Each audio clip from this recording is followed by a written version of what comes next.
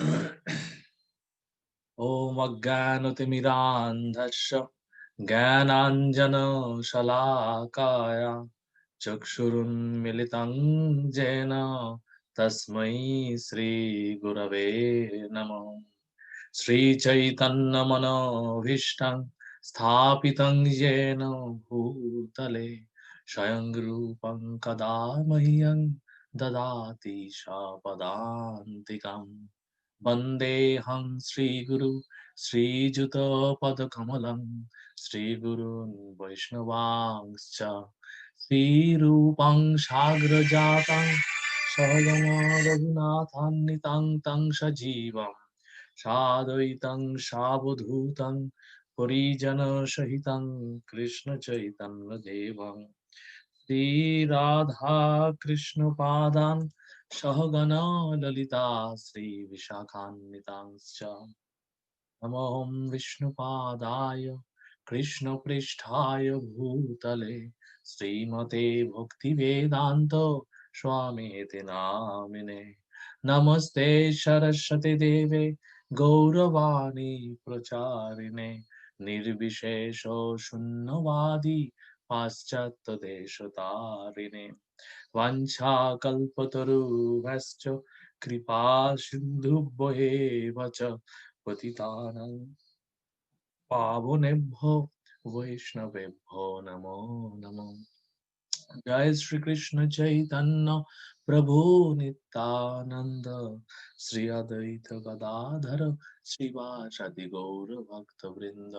हरे कृष्ण कृष्ण कृष्ण हरे हरे हरे राम राम राम राम हरे हरे।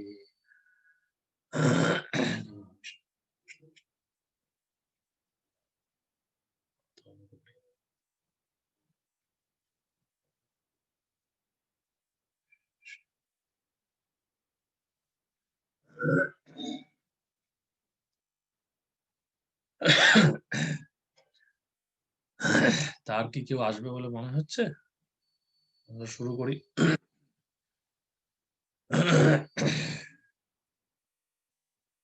একটা আমার যেটা মনে হচ্ছে আমাদের এখানে কি একটা এরকম আপনাদের অসুবিধা হচ্ছে কি এর পরে ৬টা থেকে পদ্মনিয়া প্রভুজির ভাগবত সিদ্ধান্ত থাকছে এবং আপনাদের অনেকেই সেখানে আছেন। তো পরপর দুটো ক্লাসের টাইমিংটা কি একটু অসুবিধাজনক হচ্ছে আপনাদের? না ঠিক আছে? নাহলে আমি ভাবছিলাম এটাকে অন্য কোনো দিনে রবিবার দিন শিফট করব কিনা। আর যদি আপনাদের মনে হয় যে এটা ঠিক আছে তাহলে ঠিক আছে।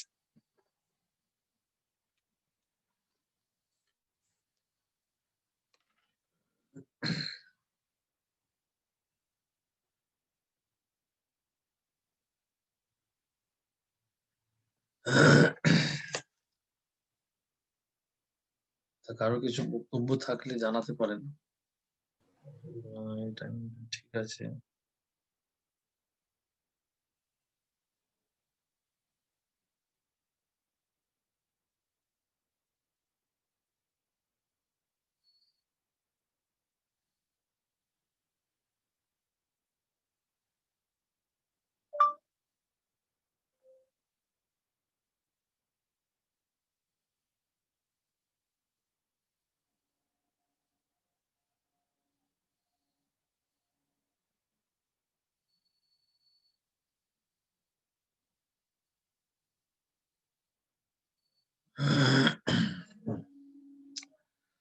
তো আজকে আমরা তৃতীয় পাঠ, আজকে আমাদের তৃতীয় পাঠ।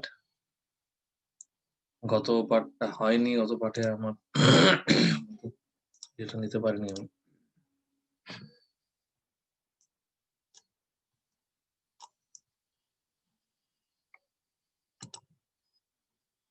সবাই দেখতে পাচ্ছেন?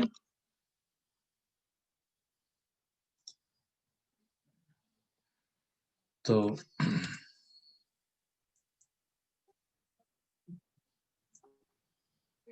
আপনাদের একটা অ্যাসাইনমেন্ট দেওয়া হবে, সেই অ্যাসাইনমেন্টটা আমি পোস্ট করে দেবো, গুগল ফর্মে থাকবে সেটা।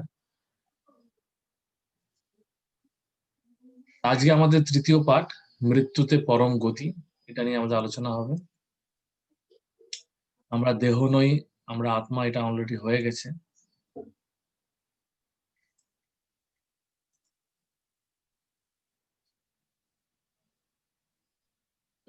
আচ্ছা, স্ক্রিন শেয়ারিংটা হচ্ছে না?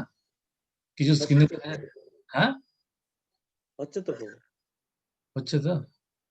তাহলে এখানে শ্রীনিধি গোপা দাস প্রভু লিখছেন যে, শ্রীনিধি প্রভু লিখছেন, সেখানে হচ্ছে তৃতীয় পাঠ মৃত্যুতে পরম গতি। হ্যাঁ দেখা যাচ্ছে তো? ঠিক আছে, আমি হ্যাঁ। স্ক্রিন শেয়ারিং তো করলাম।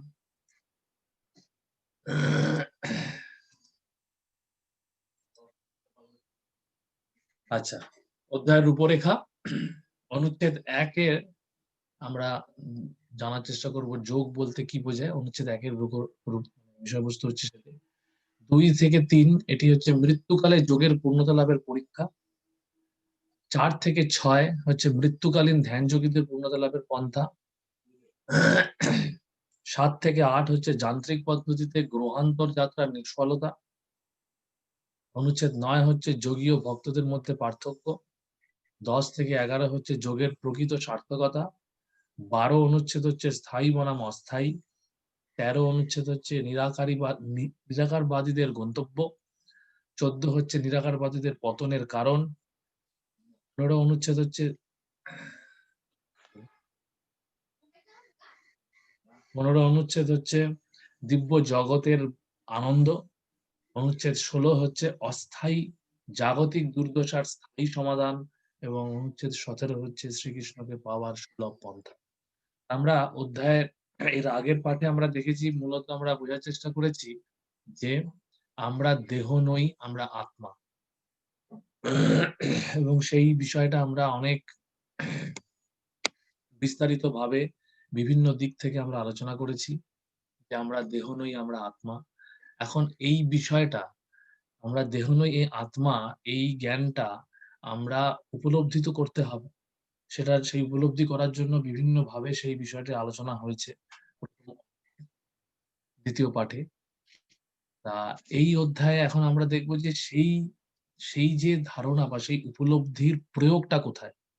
উপলব্ধি আমরা করলাম, আমরা উপলব্ধি করলাম যে আমরা দেহ নই, আমরা আত্মা। আমরা উপলব্ধি করলাম যে আমরা কৃষ্ণের নিত্য দাস। এবার এইটার প্রয়োগটা কি, আমরা কেন উপলব্ধি করতে চাইছি, সেটার বিষয়টা হচ্ছে আজকে যে মৃত্যুতে পরম গতি। কারণ এই উপলব্ধির পরীক্ষাটা, আমরা উপলব্ধির ক্ষেত্রে কতটা পারফেকশন যাকে বলে, কতটা পূর্ণাঙ্গতা আমরা সর্বাঙ্গীন ভাবে উপলব্ধি করতে পেরেছি, তার প্রয়োগটা আমরা যদি করতে পারি মৃত্যুকালে, এই বিষয়টা, সেই মৃত্যুকালে সেই সেই উপলব্ধির প্রয়োগের মাধ্যমে আমাদের কি গতি হতে পারে, হ্যাঁ সেটা আমরা আজকে আলোচনা করব।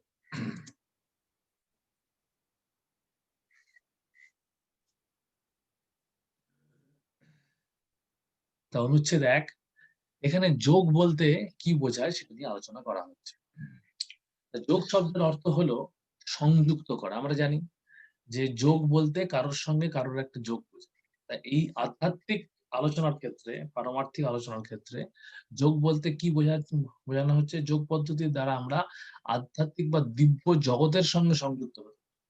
সাধারণত এই যোগা বা এই যোগা ওয়ার্ডটা, এখন শব্দটা আজকে সারা পৃথিবীব্যাপী খুব পরিচিত শব্দ, এবং সারা পৃথিবীর মানুষ আজকে বিভিন্ন রকম যোগাভ্যাস করছে, এবং তাদের কাছে কিন্তু যোগ বলতে প্রধানত বোঝায় যে, তারা বোঝায় যে কিছু ব্যায়াম, যোগ ব্যায়াম বোঝায়, যোগ বলতে যোগ ব্যায়াম। কিন্তু এইখানে প্রভুপাদ বোঝাতে চাইছেন যে যোগ শব্দের প্রকৃত অর্থ কিন্তু তা নয়। যোগ বলতে যোগ ব্যায়াম বোঝায় না। যোগ বলতে প্রথমত বুঝতে হবে যে যোগ মানে হচ্ছে যে কারোর সঙ্গে কারোর একটা সংযুক্তিকরণ। এবার কার সঙ্গে কার সংযুক্তিকরণ, সেটা হচ্ছে যে আমাদের আত্মার সঙ্গে, আমাদের আত্মার সঙ্গে দিব্য। আমরা জেনেছি যে আমরা হচ্ছি প্রকৃতপক্ষে আত্মা, আমরা দেহ নয়। কিন্তু যোগ ব্যায়াম যারা করছে তারা কিন্তু প্রকৃতপক্ষে দেহের সঙ্গেই সম্পর্কিত থাকছে বিষয়টা, তারা কিন্তু সেটাকে আত্মা স্তরে উন্নীত করছে না। এই জন্য প্রভুপাদ এই প্রকার যোগের এক প্রকার সমালোচনাই করেছেন, এবং এর নিষ্ফলতা বারবার তিনি উল্লেখ করেছেন। তাই প্রথমেই এখানে তিনি বলতে চাইছেন যে যোগ শব্দের পূর্ণাঙ্গতা কোথায় হবে, যখন আমরা আধ্যাত্মিক বা দিব্য জগতের সঙ্গে সংযুক্ত হতে পারবো। এখানেই কিন্তু আধ্যাত্মিক জগতের সেটাই হচ্ছে যোগের পূর্ণাঙ্গতা। আরেকটা অর্থ তাহলে কি দাঁড়ালো, যে যুক্ত হওয়া। বর্তমান অবস্থায় প্রভুপাদ সবসময় কি বলছেন, প্রভুপাদ যেহেতু পারমার্থিক আলোচনাটা আমরা প্রথমেই বলেছি যে আমরা এটা পারমার্থিক আলোচনা করি। পারমার্থিক আলোচনা করার অর্থ হচ্ছে ভগবান সম্বন্ধে। ওই জন্য এখানে তিনি যে যুক্ত হওয়ার কথা বলছেন দিব্য জগতের সঙ্গে অথবা ভগবানের সঙ্গে। তা আমরা এখানে এখন কি আছি, আমরা ভগবান বিযুক্ত অবস্থায়। যখন আমরা কৃষ্ণের সঙ্গে যুক্ত হই তখনই আমাদের মানব জীবনের পূর্ণতা লাভ। তাহলে মানব জীবনের পূর্ণতা লাভের সার্থকতা কোথায়, যখন আমরা যুক্ত হই কৃষ্ণের সঙ্গে, সেবার মাধ্যমে যুক্ত। সেবার মাধ্যমে যুক্ত হওয়াটা সবচেয়ে গুরুত্বপূর্ণ। কারণ কি, মায়াবাদী যোগীরা আছে, মায়াবাদী বা তথাকথিত যোগী যারা আছে, তারা কিন্তু ভগবানের সেই আহ, স্থানটিকে, অর্থাৎ পরমেশ্বর ভগবানের যে পরমেশ্বরত্ব, সেই পরমেশ্বরত্বের সঙ্গে যুক্ত হতে চায়। তারা পরমেশ্বরের সঙ্গে সেবার মাধ্যমে যুক্ত হতে চায়। আমরা দেখবো এখানে আরো ভালো বিস্তারিত ভাবে যোগ বলতে কি বোঝায়, যে এখানে অন্যান্য অনেক রকম যোগীরা আছেন। আমরা এখানে বিভিন্ন রকম যোগীরা আছেন, হ্যাঁ, এবং প্রত্যেকেরই সেই বিভিন্ন রকম যোগী যারা আছেন তারা প্রত্যেকেই কিন্তু ভগবত ধামে যেতে পারে যদি তারা যোগটা এই পূর্ণভাবে, যোগটা যদি সঠিকভাবে তারা অনুশীলন করে। যোগের এই যে ভগবানের সঙ্গে যুক্ত হওয়ার বিভিন্ন রকম পন্থা আছে। জ্ঞান যোগের মাধ্যমে সম্ভব, কর্মযোগের মাধ্যমে সম্ভব, অষ্টাঙ্গ যোগের মাধ্যমে সম্ভব, হ্যাঁ, ধ্যান যোগের মাধ্যমে সম্ভব, এরকম বিভিন্ন রকম পদ্ধতি আছে। এবং এবং ভক্তি যোগের মাধ্যমে সম্ভব। এবং এখানে প্রভুপাদ এই অধ্যায়ে বোঝাবেন যে এই যে যুক্ত হওয়া, এবং যুক্ত হওয়ার মাধ্যমে কিন্তু আমরা মৃত্যুতে পরম গতি লাভ করি।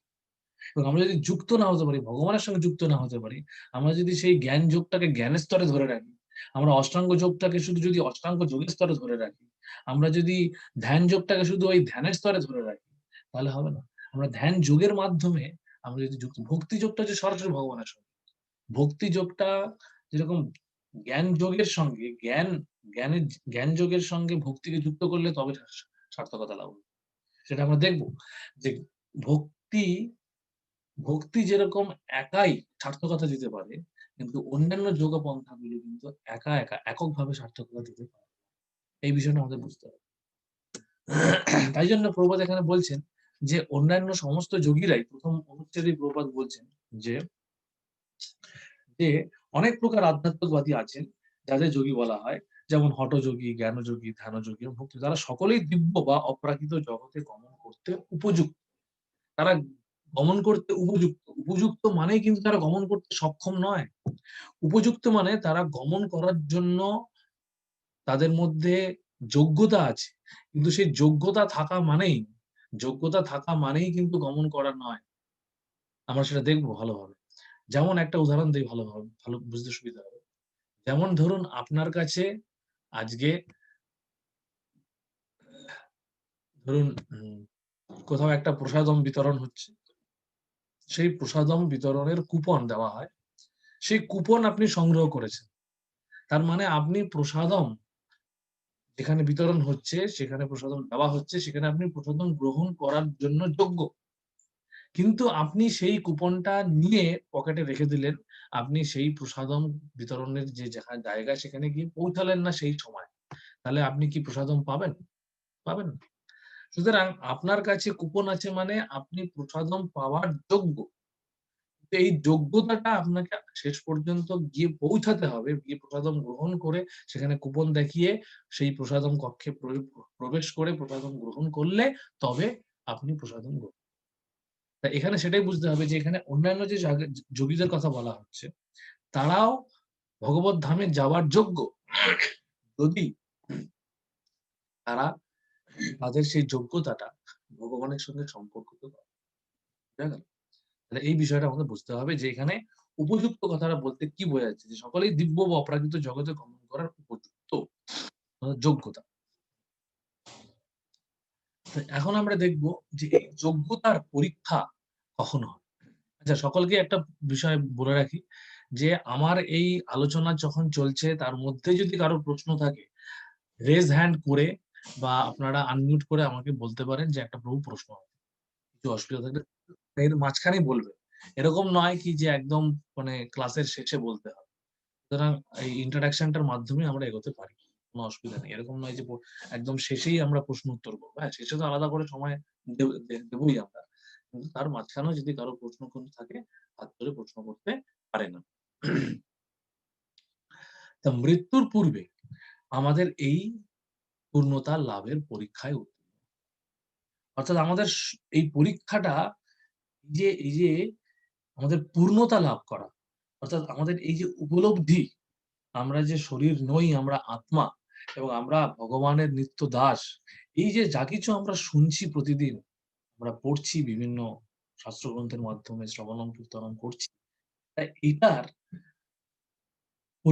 মানে পরীক্ষাটা এটা আমাদের শেষ করতে হবে। এই যে যোগের যে পদ্ধতিটা বা যোগ পন্থাটা, এই পন্থাটা আমাদের শেষ করতে হবে মৃত্যুর আগে। তাই জন্য আমাদের অত্যন্ত সতর্কতার সঙ্গে এই এই এই অনুশীলনটা আমাদের এই পদ্ধতির অনুশীলনটা আমাদের তাহলে মৃত্যুর পূর্বে আমাদের পূর্ণতা লাভের এই পদ্ধতি সম্পূর্ণ করতে হবে। যে পূর্ণতা লাভ করার জন্য আমাদের সারা জীবন ধরে এই পদ্ধতি অনুসরণ করতে হবে। তাহলে মৃত্যুর সময় দেহত্যাগকালে এই পূর্ণতা আমরা উপলব্ধি করতে পারবো। প্রয়াণকালে মনসাচলেন ভক্ত্বা যুক্ত যোগ বলেন চৈব ভ্রুবর্মধ্যে প্রাণম আবেশ্য সম্যক শতং পরং পুরুষমুপৈতি দিব্যম। মৃত্যুকালে যিনি প্রাণবায়ুকে ভ্রুদয় মধ্যে স্থাপন করে ভক্তি সহকারে পরমেশ্বর ভগবানের চিন্তায় নিমগ্ন হন, তিনি পরমেশ্বর ভগবানকে লাভ করেন।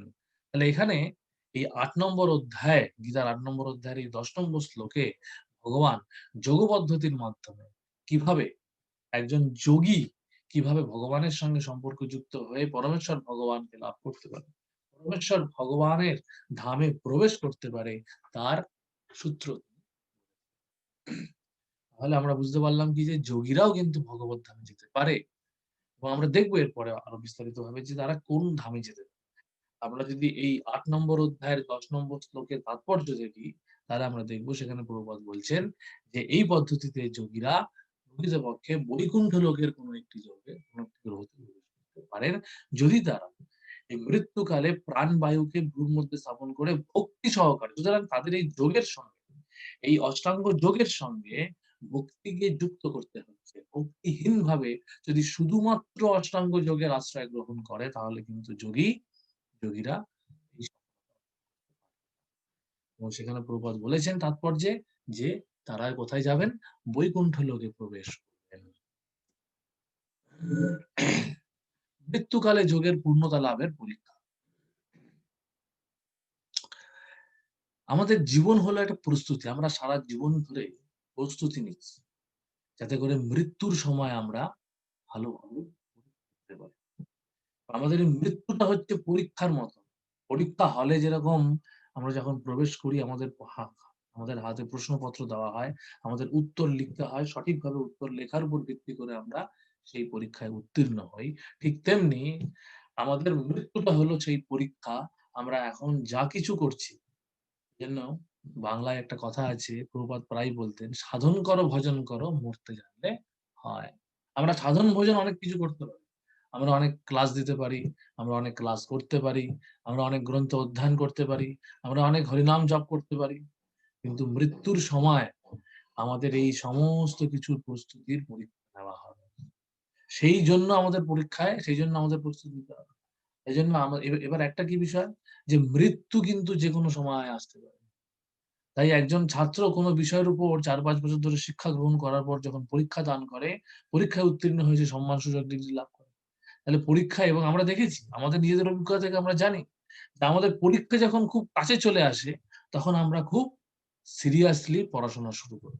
আমরা জানি আমাদের আর ১ সপ্তাহের মধ্যে পরীক্ষায় বসতে হবে। আমরা খুব মনোযোগ সহকারে পড়াশোনা করি, যাতে করে পরীক্ষার সমস্ত প্রশ্নের উত্তর ভালোভাবে আমরা লিখতে পারি। পরীক্ষায় যেন আমরা ফেল না করি, আমরা যেন পাস করি। শুধু পাস নয়, আমরা যেন খুব ভালোভাবে উত্তীর্ণ হতে পারি, ভালো নাম্বার পেয়ে উত্তীর্ণ হতে পারি। আমাদের এইসব জিনিসগুলো, এই বিষয়টা তত বেশি আমাদের মধ্যে সজাগ হতে থাকি আমরা, যত পরীক্ষার দিনটা কাছে আসে। এবার চিন্তা করি আমরা যে মৃত্যুর এই যে সময়টা বলা হচ্ছে, মৃত্যুর এই মুহূর্তটা কিন্তু আমরা জানি না। অথচ আমরা এটা জানি, আমরা আজকে জানলাম প্রভুপাদের কাছ থেকে যে মৃত্যুটাই হচ্ছে আমাদের পরীক্ষা। আর মৃত্যু যেকোনো সময় আসতে পারে। তাহলে আমাদের এই প্রস্তুতিটার ক্ষেত্রে আমাদের কতটা সতর্কতা হওয়া প্রয়োজন। কারণ মৃত্যু একবার হয়ে গেলে কিন্তু আমাদের পরীক্ষার আর প্রস্তুতি নিতে পারবো না। জাগতিক স্তরে আমরা যদি কোনোভাবে কোনো ক্ষেত্রে ভালো পরীক্ষা দিতে পারলাম না, আমরা যদি ফেলও করি, আমরা সেই সুযোগ পাবো, পুনরায় পরীক্ষা দেওয়ার সুযোগ পাবো। আমার হয়তো খুব বেশি হলে ১ টা বছর ১ টা ক্লাস থেকে যেতে হবে। এই হবে। এর থেকে বেশি কিছু হবে না। পরের বছর আমরা আবার সেই পরীক্ষা ক্লাসে পড়াশোনা করে উত্তীর্ণ হতে পারবো। কারো অনেক সময় শরীর খারাপ হয়, রাস্তায় পরীক্ষায় যেতে গেলে দুর্ঘটনা হলো, হ্যাঁ? সে ওই পরীক্ষায় দিতে বসতে পারল না। পরীক্ষায় বসলেও ভালো পরীক্ষা হলো না। বাড়িতে কোনো সমস্যা, অনেক রকম হয়, মানুষের জীবনে বিপর্যয় আসে। তাই ভালো পরীক্ষা হলো না, তো পরের বছর একটা ইয়ার ড্রপ দিয়ে পরের বছর আবার পরীক্ষা। কিন্তু মৃত্যুর ক্ষেত্রে কিন্তু এরকম সুযোগটা নেই। মৃত্যুর ক্ষেত্রে একবারই আসবে একজনের জীবনে। একজনের জীবনে মৃত্যুটা তার ওই জীবনের জন্য একবারই আসবে। এবং সেই জীবনে, সেই সময়ে, সেই মৃত্যুর সময় যদি পরীক্ষায় সে উত্তীর্ণ হতে আমরা না পারি, তাহলে কিন্তু আমাদের আবার পরের জীবনে প্রথম শুরু থেকে শুরু করতে হবে। তা এইজন্য আমাদের বুঝতে হবে যে এই মৃত্যুকালীন পরীক্ষার জন্য আমাদের কতটা, মৃত্যুর সময় আমাদের এই যে পরীক্ষা নেওয়া হবে, জন্য আমাদের কতটা আমাদের আ সতর্কতার সঙ্গে সতর্কতার সঙ্গে আমাদের প্রস্তুতিটা নেওয়া বোঝা গেল? তাই জন্য ভগবত গীতায় ভগবান বলছেন, "যং যং ভাবি শরণ ভাবং ত্যজ্যতন্তে কলেবরম তন্তমেবৈতি কৌন্তেয় সদা তদ্ভাব ভাবিত।" অন্তকালে যিনি যে ভাব স্মরণ করে দেহ পরিত্যাগ করেন, তিনি নিশ্চিত সেই ভাব বা স্তর লাভ করেন। সুতরাং আমরা মৃত্যুর সময় পরীক্ষাটা কিভাবে নেওয়া হবে? আমরা যে ভাবে ভাবতে থাকবো। আমরা যদি ভগবত ভাবনায় ভাবিত থাকি, কৃষ্ণ ভাবনায় ভাবিত থাকি, তাহলে আমরা কৃষ্ণ লোকে প্রবেশ। আমরা যদি জড়জাগতিক কোনো ভাবনায় ভাবিত থাকি, রসগোল্লার ভাবনায় ভাবিত থাকি, তাহলে আমরা মিষ্টির দোকানের একটি মাছি হয়ে যাব। তা আমরা যে ভাবনায় ভাবিত থাকবো, আমরা সেই ভাবনার মাধ্যমেই কিন্তু আমাদের পরের দেহ তৈরি হয়। এই সূক্ষ্ম দেহ সেই ভাবনাটাকে ধরে রাখে। এই মৃত্যুর মাধ্যমে আমরা জড় দেহটাকে ত্যাগ করতে পারি, কিন্তু সূক্ষ্ম দেহটাকে ত্যাগ করতে পারি না। সূক্ষ্ম দেহটার মধ্যে আমাদের সমস্ত ভাবনা সঞ্চিত থাকে। তাই জন্য আমাদের সমস্ত ভাবনা ত্যাগ করে সর্বদা যদি আমরা কৃষ্ণ ভাবনায় ভাবিত থাকতে পারি, তাহলে মৃত্যুর যেকোনো মুহূর্তেও যদি মৃত্যু হয়, আমরা তাহলে সেই মৃত্যুর সুযোগ আমরা গ্রহণ করব।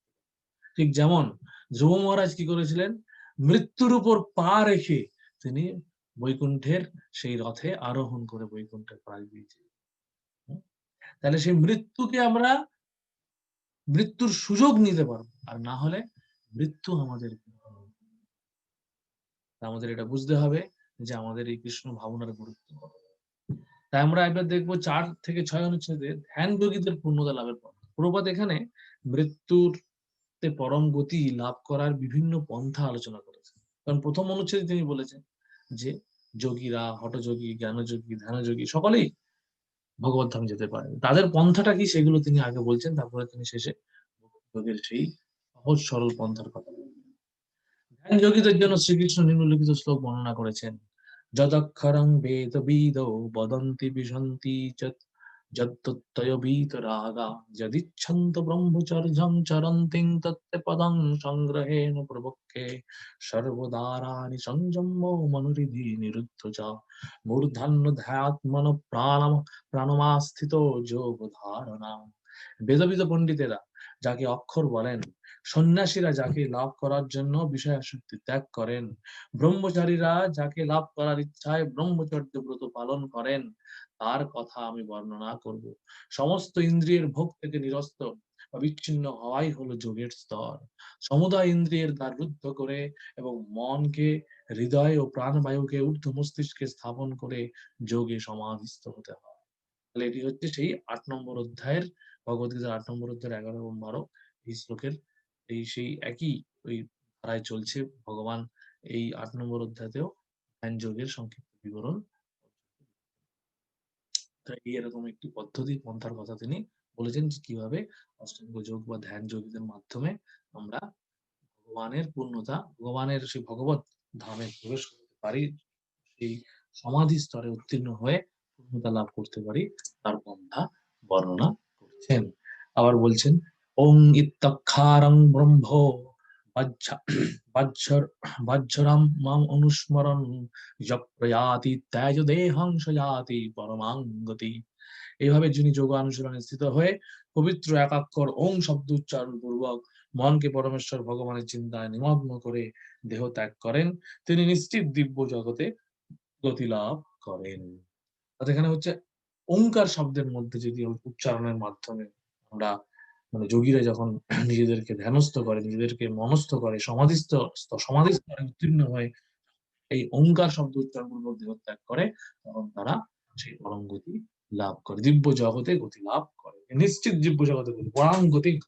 এখানে পরম গতির ক্ষেত্রে প্রভুপাদ বলেছেন, আমি আগেও বলছিলাম যে এই ধ্যান যোগীদের ক্ষেত্রে তারা যখন পরম গতি, তাদের ক্ষেত্রে পরম গতি কিন্তু বৈকুণ্ঠ লোক, তাদের কিন্তু কৃষ্ণ লোক নয়, কারণ তারা সাধারণত ভগবানের ঐশ্বর্য রূপের প্রতি আকৃষ্ট থাকে যোগীরা। এবং এগুলি হচ্ছে আসলে যোগ মিশ্র ভক্তি, ঠিক আছে, মিশ্র ভক্তির মাধ্যমে আমরা যেতে পারি, কিন্তু যেটা কৃষ্ণ লোকে নয়, সেটা আমাদের বুঝতে হবে বৈকুণ্ঠ লোকের একটি ধারণা। হ্যাঁ, এবং যদি কোনো যোগী কৃষ্ণের প্রতি আকৃষ্ট হয়, তাহলে সেও কিন্তু লোকে প্রবেশ করতে পারে, কিন্তু সাধারণত যোগীরা হয় না, সাধারণত। মৃত্যুকালে থাকে পূর্ণতা লাভের আরো বিষয় বলছেন যে যোগী তার গন্তব্য স্থান নির্ণয় করতে পারে প্রাকৃত জগতে। এখানে একটা বিষয় আমি বলিনি যে যোগীদের মধ্যে অনেক রকম ভাগ আছে, অনেক রকম প্রকারভেদ আছে। এক ধরনের যোগী কি হচ্ছে, যারা হচ্ছে দু ধরনের যোগী, আমরা যোগীদের প্রথমত দু ধরনের ভাগে ভাগ করতে পারি। একটা হচ্ছে প্রাকৃত যোগী, অপ্রাকৃত যোগী। প্রাকৃত যোগী কারা? প্রাকৃত যোগী হচ্ছে যারা যোগ সিদ্ধির বিষয়টাকে নিয়ে বেশি গুরুত্ব দেয়, যোগের মাধ্যমে যে সিদ্ধি লাভ করে, সিদ্ধিকামী যোগী। তারা বিভিন্ন রকম সিদ্ধি লাভটাকেই যোগের শেষ কথা ধরে রাখে। এবং তারা বিভিন্ন গ্রহ লোকে এবং সিদ্ধির মাধ্যমে তারা কিন্তু ইন্দ্রিয় তর্পণ করতে চায়। তাদের মধ্যে ইন্দ্রিয় তর্পণের একটা বিষয় থাকে, সিদ্ধি কামনার মাধ্যমে তারা ইন্দ্রিয় তর্পণ করতে চায়। এবং সেটা অবশ্যই কর্মীদের থেকে অনেক উন্নত, কর্মীদের মতন স্থূল ইন্দ্রিয়ের মাধ্যমে তারা ইন্দ্রিয় তর্পণ করতে চায় না, কিন্তু তাদের ইন্দ্রিয় তর্পণের যে বিষয়টা, সেটা হচ্ছে সিদ্ধির মাধ্যমে। এরকম তারা বিভিন্ন গ্রহ লোকে যেতে পারে জড় জগতের মধ্যে, এটা হচ্ছে প্রাকৃত যোগীদের বিষয় বলা হচ্ছে। তো এখানে সেটা যোগী তার গন্তব্য স্থান নির্ণয় করতে পারেন, গন্তব্য স্থান নির্ণয় করতে পারেন এবং গন্তব্য স্থান নির্ণয় করেন, এবং সেখানে অসংখ্য গ্রহলোক আছে, এবং এই এবং প্রাকৃত জগতের ঊর্ধ্বে অপ্রাকৃত জীব জগৎ। এবং হ্যাঁ, এবার এটা গেল প্রাকৃত জগতের প্রাকৃত যোগীরা। অপ্রাকৃত যোগীদের মধ্যে কি আছে? অপ্রাকৃত যোগীদের মধ্যে দুটো ভাগ, একটা হচ্ছে ব্রহ্মবাদী যোগী, আর একটা হচ্ছে সবিশেষবাদী যোগী। ব্রহ্মবাদী যোগীরা কি হচ্ছে, তারা যোগের মাধ্যমে, জ্ঞান এবং যোগের মাধ্যমে তারা ব্রহ্মে বিলীন হওয়ার চেষ্টা করছে, ঠিক আছে, তারা ভগবান হওয়ার চেষ্টা করছে যোগের মাধ্যমে, তো তারা ওই ব্রহ্ম অব্দি যেতে পারে। আর যারা সবিশেষবাদী যোগী, তারা ভগবান। এটা আমাদের বুঝতে হবে যে যোগের এবং তারতম্য, এবং এগুলি প্রপাত এখানে বিভিন্ন ভাবে আলোচনা করেছে যে প্রাকৃত জগতে অসংখ্য গ্রহলোক আছে, এবং এই প্রাকৃত জগতের ঊর্ধ্বে অপ্রাকৃত জগৎ বা দিব্য ভগবত ধামের অবস্থান।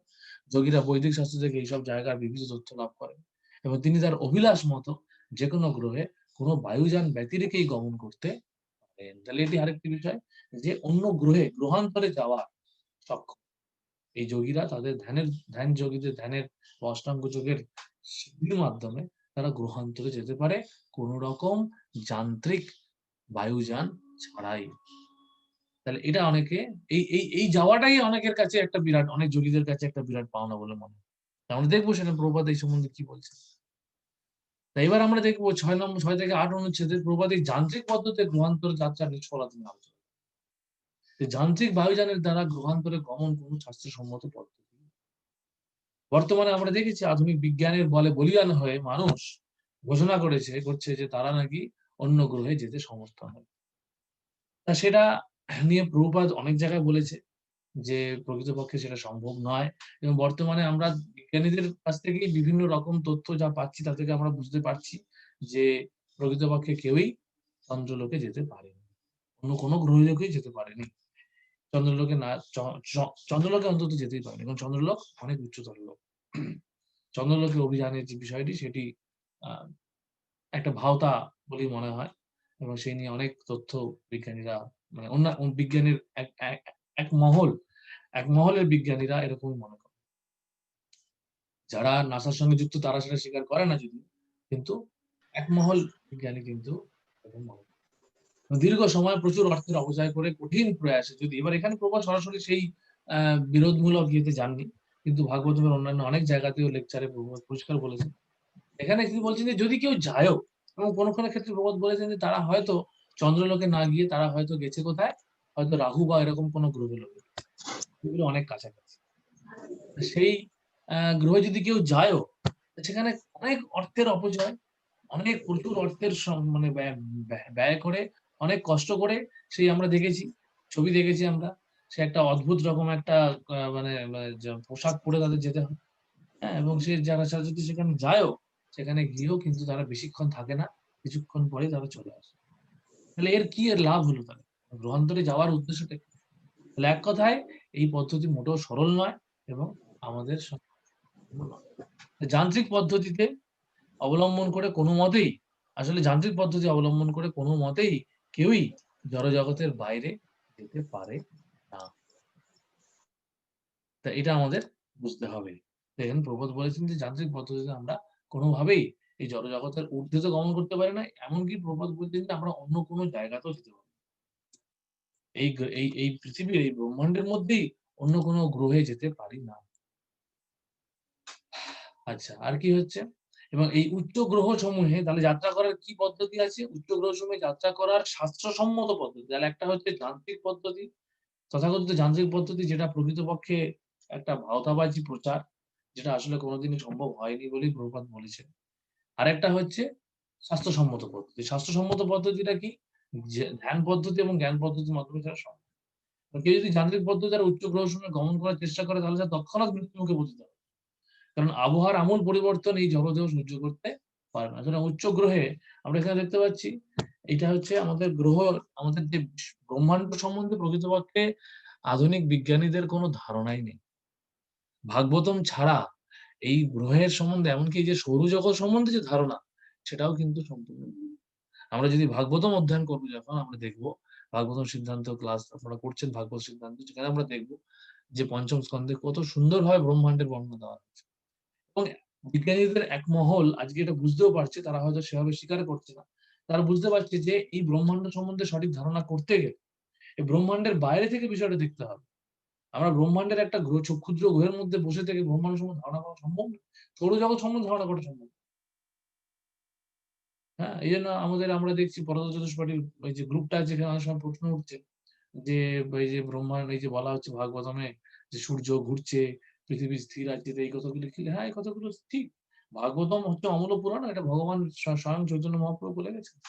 সুতরাং আমাদের এটাই হচ্ছে আস্তিকতার পরীক্ষা, যে আমরা কতটা ভাগবতমকে আশ্রয় করে সেই তথ্য এবং তত্ত্বকে গ্রহণ করছি। কারণ বিজ্ঞানীরা আজকে একটা দাবি করছে, কালকে আরেকটা দাবি করছে।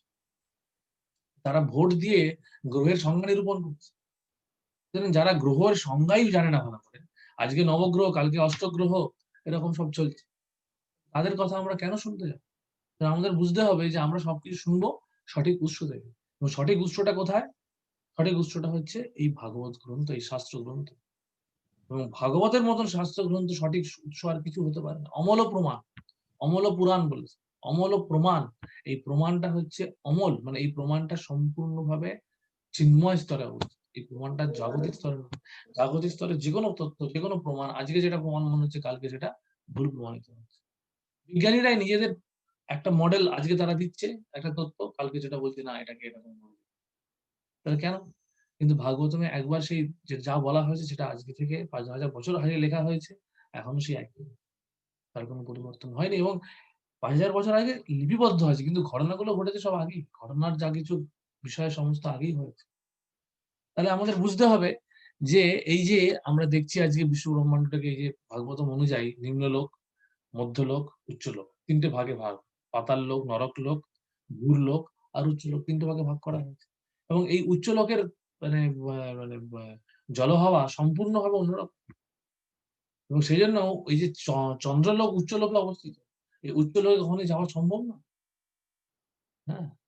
তা সেটাই হচ্ছে প্রভুপাদ বারবার বলেছেন। কিন্তু কেউ যদি যোগবদ্ধ মাধ্যমে গ্রন্থরে গমন করার চেষ্টা করে, তাহলে হচ্ছে উপযোগী একটি বিশেষ দেহ লাভ করে এবং সেখানে সে গমন করতে তাহলে এটা হচ্ছে শাস্ত্রসম্মতভাবে অন্য গ্রহে যাওয়া। কিন্তু এটাই কি শেষ কথা? আমাদের এই ত্রিভুবন এই যে চতুর্ভুবন বা ত্রিভুবন যেটাকে বলা হয়, এই ত্রিভুবনের মধ্যে এক গ্রহ থেকে আরেক গ্রহে যাওয়াটাই কি আমাদের জীবনের সার্থকতা? আচ্ছা, সেটা নিয়ে আরো একটু আলোচনা করছেন প্রভুপাদ। সেটা আমরা দেখব যে সেটা কতটা সার্থক। প্রভুপাদ উদাহরণ দিচ্ছেন সহজভাবে। যে আমরা বোঝার জন্য যে কেন আমরা অন্য গ্রহলোকে যেতে পারি না? তার কারণ হচ্ছে আমরা আমাদের পৃথিবী থেকে অভিজ্ঞতা লাভ করতে পারি যে আমরা জানি যে আমাদের পক্ষে সমুদ্রের জলীয় আবহাওয়ায় বাস করা সম্ভব না। জলজ প্রাণীদের পক্ষে জলের বাইরে বা স্থলে বাস করা সম্ভব না। সুতরাং যেই যেটাকে বলা হয় ইংরেজিতে বলা হয় হ্যাবিটেট প্রত্যেকটা আ প্রাণী একটি বিশেষ বা বাস্তুতন্ত্রে থাকতে পারে। এই বাস্তুতন্ত্রের পরিবর্তন করলে সেই পশুটি মারা যাবে। তেমনি আমরাও এই পৃথিবীর আমাদের এই দেহ নিয়ে এই পৃথিবীতে থাকতে পারি। আমরা পৃথিবীর থেকে অন্য কোনো গ্রহে যেতে পারি না। কিন্তু বিজ্ঞানীরা সেটা মানতে রাজি না। কারণ তারা কি ভাবছে?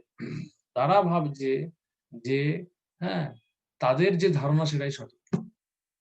তারা এই পরীক্ষা-নিরীক্ষার মাধ্যমে যা দেখছে সেটাই হচ্ছে একমাত্র। কিন্তু এই তাদের পরীক্ষা-নিরীক্ষার বাইরেও যে আরেকটা বিষয় আছে, সেটা তারা বুঝতেই পারছে না। এমনকি আমরা দেখি যে এই জগতে একটি বিশেষ জায়গায় বাস করার জন্য সেই জায়গার জল হওয়ার উপযোগী বিশেষ দেহ ধারণের প্রয়োজন। সুতরাং কোন বিশেষ গ্রহে গমন করার জন্য সেই গ্রহের জল হওয়ার উপযোগী দেহ। এটা খুব সহজ কথা। যে আজকে আমরা শীতপ্রধান দেশে যখন থাকতে যাবো, সুতরাং শীতপ্রধান দেশে থাকার মতন আমাদের জামা-কাপড় নিয়ে যেতে হবে।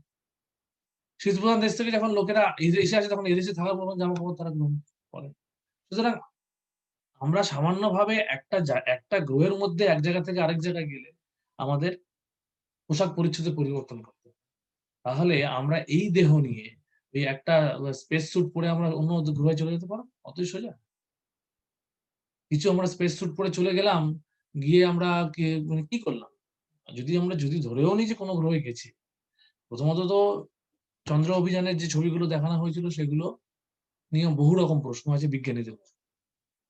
তারপরে হচ্ছে যে সেখানেও তারা স্পেস স্যুট পরে গেছে এবং ওই স্পেস স্যুট পরে কতক্ষণ মানুষ থাকবে?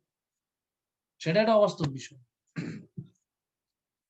তাই জন্যই এখানে বলা হচ্ছে যে যান্ত্রিক পদ্ধতি গ্রন্থ যাত্রা প্রকৃতপক্ষে কোন ফলদায়ক নয়। তাহলে উচ্চ গ্রহসমূহে যারা বসবাস করেন তারা মর্ত্যলোকের হিসেবে 10,000 বৎসর জীবন ধারণ করেন। যদিও তারা দীর্ঘকাল ধরে জীবন ধারণ করেন তবুও শেষ পর্যন্ত মৃত্যু তাদের গ্রাস করে ফেলে। কারণ কি? কারণ এই গ্রহগুলোই তো অস্থায়ী। আজকে আমরা ভাবছি বিশ্ব ব্রহ্মান্ডের মধ্যে একটা উচ্চ গ্রহলোকে অনেকদিন গেলাম, বহুকাল থাকলাম। হ্যাঁ? এমনকি জড় বিশ্ব ব্রহ্মান্ডে কেউ 20,000, 50,000, লক্ষ, লক্ষ বছর থাকতে পারে। তারপরে তার মৃত্যু হবে। সুতরাং মৃত্যুর কবল থেকে কেউ মুক্ত হতে পারে না। সুতরাং আমরা মৃত্যুর কবল থেকে কিভাবে রক্ষা পেতে পারি? সেটা কিন্তু অপ্রাকৃতিক স্তরের বিষয়। সেটা পারমার্থিকতার বিষয়। আর বাকি সমস্ত কিছু হচ্ছে জাগতিকতার বিষয়। সুতরাং প্রাকৃত যোগীদের এই যে প্রচেষ্টা, বাস্তবসম্মতভাবেও যদি তারা যায়, সেটাও কিন্তু স্থায়ী সমাধান। তারা কিছুদিন গিয়ে সেখানে তাদের তপস্যার বলে কিছুদিন তারা থাকবে। কিছুদিন মানে সেটা হতে পারে আমাদের হিসেবে বহুদিন, দীর্ঘদিন। আমরা ভাবতেই পারছি না। আমাদের হিসেবে হয়তো মনে হবে যে অমর। কিন্তু না।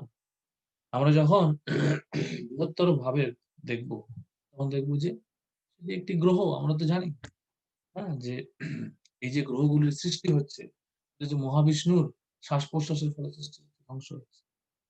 সুতরাং আমরা যখন সেই ভাগবতমের আলোকে সমস্ত কিছু দেখব, আমরা যখন পারমার্থিকতার আলোকে সবকিছু দেখব, তখন আমরা বুঝতে পারবো যে এটিও অস্থায়ী। ব্রহ্মপদে এজন্য ব্রহ্মপদেও চতুর চ চতুর্মুখ ব্রহ্মপদেও কোন আসক্তি আমাদের থাকা উচিত। তার কারণ সেটিও নিষ্ফল। তাই জন্য ভগবদ্গীতায় বলা হচ্ছে কি? যে মৃত্যু থেকে রক্ষা পাওয়ার উপায় কি বলছে? যে "ন জায়তে ম্রিয়তে বা কদাচিৎ নাহং ভূত্বা ভবিতা বা না ভুবো অজো নিত্যং শাশ্বতয়ং পুরাণো ন হন্যতে হন্যমানে শরীরে।" আত্মা কখনো জন্মায় না, মরে না বা আত্মার বারবার উৎপত্তি বৃদ্ধি হয় না। আত্মা অজ, নিত্য, শাশ্বত, অমর, পুরাতন। শরীর হত হলেও সুতরাং এটি হচ্ছে মৃত্যুহীন। আমরা যখন বুঝতে পারবো যে আমরা এই শরীরটা নই, এই সেটাই হচ্ছে আমরা আগের অধ্যায়ের যে ধারণাটা, যে উপলব্ধিটা, যে বিষয়টা আমরা জানলাম, সেই বিষয়টা বোঝাটাই হচ্ছে প্রকৃত সফলতা। না হলে আমরা এক গ্রহ থেকে অন্য গ্রহে যাচ্ছি, আমরা অথচ ভাবছি যে আমরাই এই দেহটা। আমরা একটা দেহ ছেড়ে আরেকটা দেহ, এমন একটা দেহ লাভ করার চেষ্টা করছি যেখানে আমরা আরো বেশি আনন্দ। আজকে যোগী যারা আজকে, যারা সাধারণভাবে যারা যোগাভ্যাস করে, তারাও সেটা করছে। তারা ভাবছে যে আমি এই যোগাভ্যাসের মাধ্যমে শরীরটাকে সুন্দর রাখবো, যাতে করে আমি সুন্দরভাবে এনজয় করবো। এটাই হচ্ছে উদ্দেশ্য। সুতরাং সেটাও কিন্তু এক ধরনের জাগতিক স্তরের মানে জাগতিক বুদ্ধি, দেহাত্ম বুদ্ধি।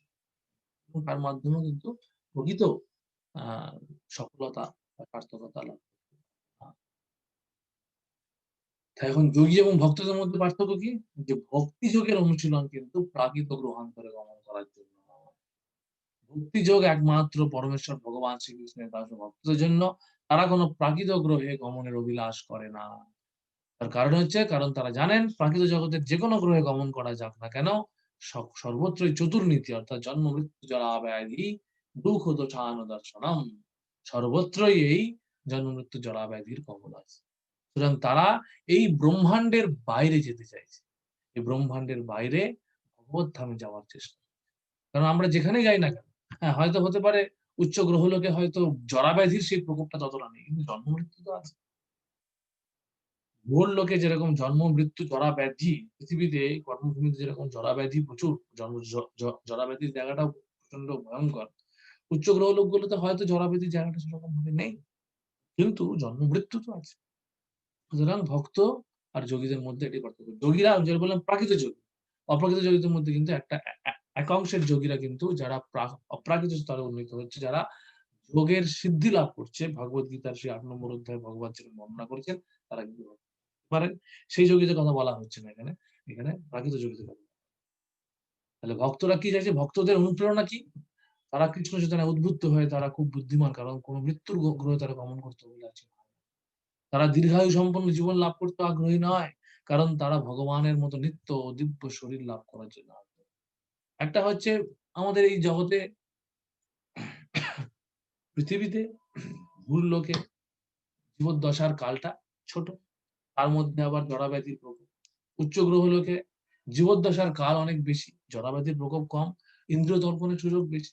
সুতরাং যোগীরা, কর্মীরা তাই করছে, কর্মীরা বিভিন্ন যাগযজ্ঞের মাধ্যমে করছে, যোগীরা অষ্টাঙ্গ যোগ অভ্যাসের মাধ্যমে করছে। সবাই তারা অন্য গ্রহান্তরে যেতে চাইছে, গিয়ে তারা ইন্দ্রিয় দর্পণ করছে, কিন্তু তারা ভুলে যাচ্ছে যে তাদেরকে একদিন আবার ফিরে আসতে হবে। ঈশ্বর পরম কৃষ্ণ, ঈশ্বর পরম কৃষ্ণ সচ্চিদানন্দ বিগ্রহ, ঈশ্বর পরম কৃষ্ণ সচ্চিদানন্দ বিগ্রহ। তারা এটা বুঝতে পারে না যে আমরা যদি পরমেশ্বর ভগবানের দাসত্ব গ্রহণ করি, তাহলে আমরা সেই সচ্চিদানন্দ গ্রহ, সচ্চিদানন্দ দেহ লাভ করব। আমরা সেই চিরকাল আমরা দিব্য লীলা বিলাসের সেই অঙ্গ হিসেবে যুক্ত। এখানে গোপকুমারের কথা আপনারা জানেন, বৃহৎ ভাগবত পড়েছেন, শুনেছেন যে এই গোপকুমার কিভাবে ভগবানের কাছে যখন ফিরে আসে। তাহলে ভক্তের উদ্দেশ্য হচ্ছে, ভক্তের লক্ষ্যটা কি? সেই সচ্চিদানন্দময় বিগ্রহে সচ্চিদানন্দময় দেহ লাভ করা, ভগবানের মতন সেই ভগবানের সঙ্গে গুণগত ভাবে সেই এক দেহ লাভ, পূর্ণ জ্ঞান এবং আনন্দ অর্থে পূর্ণ আনন্দ। কৃষ্ণ সকল আনন্দের আধার।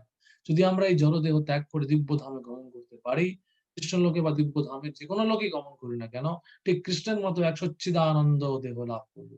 আর এইখানেই প্রাকৃত জড়জগতের উচ্চ গ্রহান্তরে গমনকারীদের সঙ্গে কৃষ্ণ চেতনাময় ভক্তের পার্থক্য। এটি হচ্ছে আমাদের বুঝতে হবে যে প্রাকৃত যোগী এবং ভক্তের মধ্যে পার্থক্য। যোগের প্রকৃত সার্থকতা এখানে আলোচনা করছেন 10 থেকে 11 হচ্ছে প্রপাত, যে বিষ্ণুর উপর মনকে কেন্দ্রীভূত করাই হলো যোগী। সুতরাং বিষ্ণুর সঙ্গে সংযুক্ত করতে হবে। নিরাকারবাদীরা পরম ভগবানের কিছু রূপ কল্পনা করে, কিন্তু সাকার ঈশ্বরের অস্তিত্বে বিশ্বাসী শুদ্ধ ভক্তরা এই রূপ কল্পনা করেন না, তারা এই রূপ প্রত্যক্ষ করেন। মনকে ভগবান শ্রীকৃষ্ণের রূপে কেন্দ্রীভূত করাই হলো যোগের প্রকৃত। যোগের প্রকৃত সার্থকতা। আমরা যোগ দিয়ে শুরু করেছি, কারণ এই যোগ দিয়ে কেন শুরু করেছিলাম? কারণ মৃত্যুতে আমরা যদি সেই যোগের পূর্ণ সার্থকতা না নিতে পারি, তাহলে আমাদের সারা জীবনের যোগ অনুশীলন, সে আমরা ভক্তি যোগ অনুশীলন করি, জ্ঞান যোগ অনুশীলন করি, আমরা অষ্টাঙ্গ যোগ অনুশীলন করি, হঠযোগ অনুশীলন করি, সবই খণ্ডশ্রম। শ্রম এব হি কেবল। তাই জন্য এখানে প্রভুপাদ বলছেন যে প্রথমে বুঝতে হবে যে এই সার্থকতাটা কি। আমরা অন্য গ্রহে যাওয়াটাকে, কিছু প্রাকৃত যোগীদের ক্ষেত্রে কেন কেন প্রভুপাদ এটা বলছেন, কারণ প্রাকৃত যোগীরা ভাবছেন কি, তারা ভাবছেন বুঝি তারা অন্য গ্রহে গেলাম, সেখানে বহুকাল আমি আনন্দ করলাম। কারণ উচ্চ গ্রহ লোকের স্থায়িত্ব অনেক বেশি, স্থায়িত্ব লক্ষ লক্ষ বছর ধরে তারা সিদ্ধ হয়ে এক এক গ্রহ থেকে আরেক গ্রহে যাচ্ছে। সুস্থ শরীরে তারা বিরাজ করছে, সেখানে রোগ ব্যাধি নেই, সুন্দরভাবে তারা আছে। তারা ভুলে যাচ্ছে যে সেই গ্রহটিও কালের নিয়মে একদিন ধ্বংস হবে। তারা সেই সিদ্ধিটাকেই নিয়ে আঁকড়ে ধরে রইল।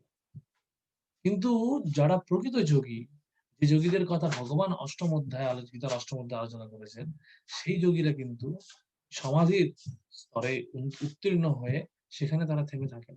তারা সমাধি স্তরে উত্তীর্ণ হয়ে ভক্তির মাধ্যমে পরমেশ্বর ভগবানের প্রতি মনোনিবেশ করে, এই মনকে কেন্দ্রীভূত করে তারা ভগবত ধাম চলে যায়। তাহলে এটা আমাদের, তাই জন্য যোগের প্রকৃত সার্থকতা কি? অনন্য চেতা সততং যোমাং স্মরতি নিত্যশ তৎসাহং সুলভ পার্থ নিত্যযুক্তস্য যোগিনঃ। হে পার্থ, অবিচলিত হয়ে যিনি আমাকে সর্বক্ষণ স্মরণ করেন, তার নিত্যযুক্ত ভগবত সেবার জন্য আমি তার কাছে সুলভ। সুতরাং যে ভগবান দুর্লভ, সেই ভগবান সুলভ হয়ে যাচ্ছেন সেই যোগীদের কাছে যারা তাকে সর্বদা ভক্তিপূর্ণ হৃদয় স্মরণ করে।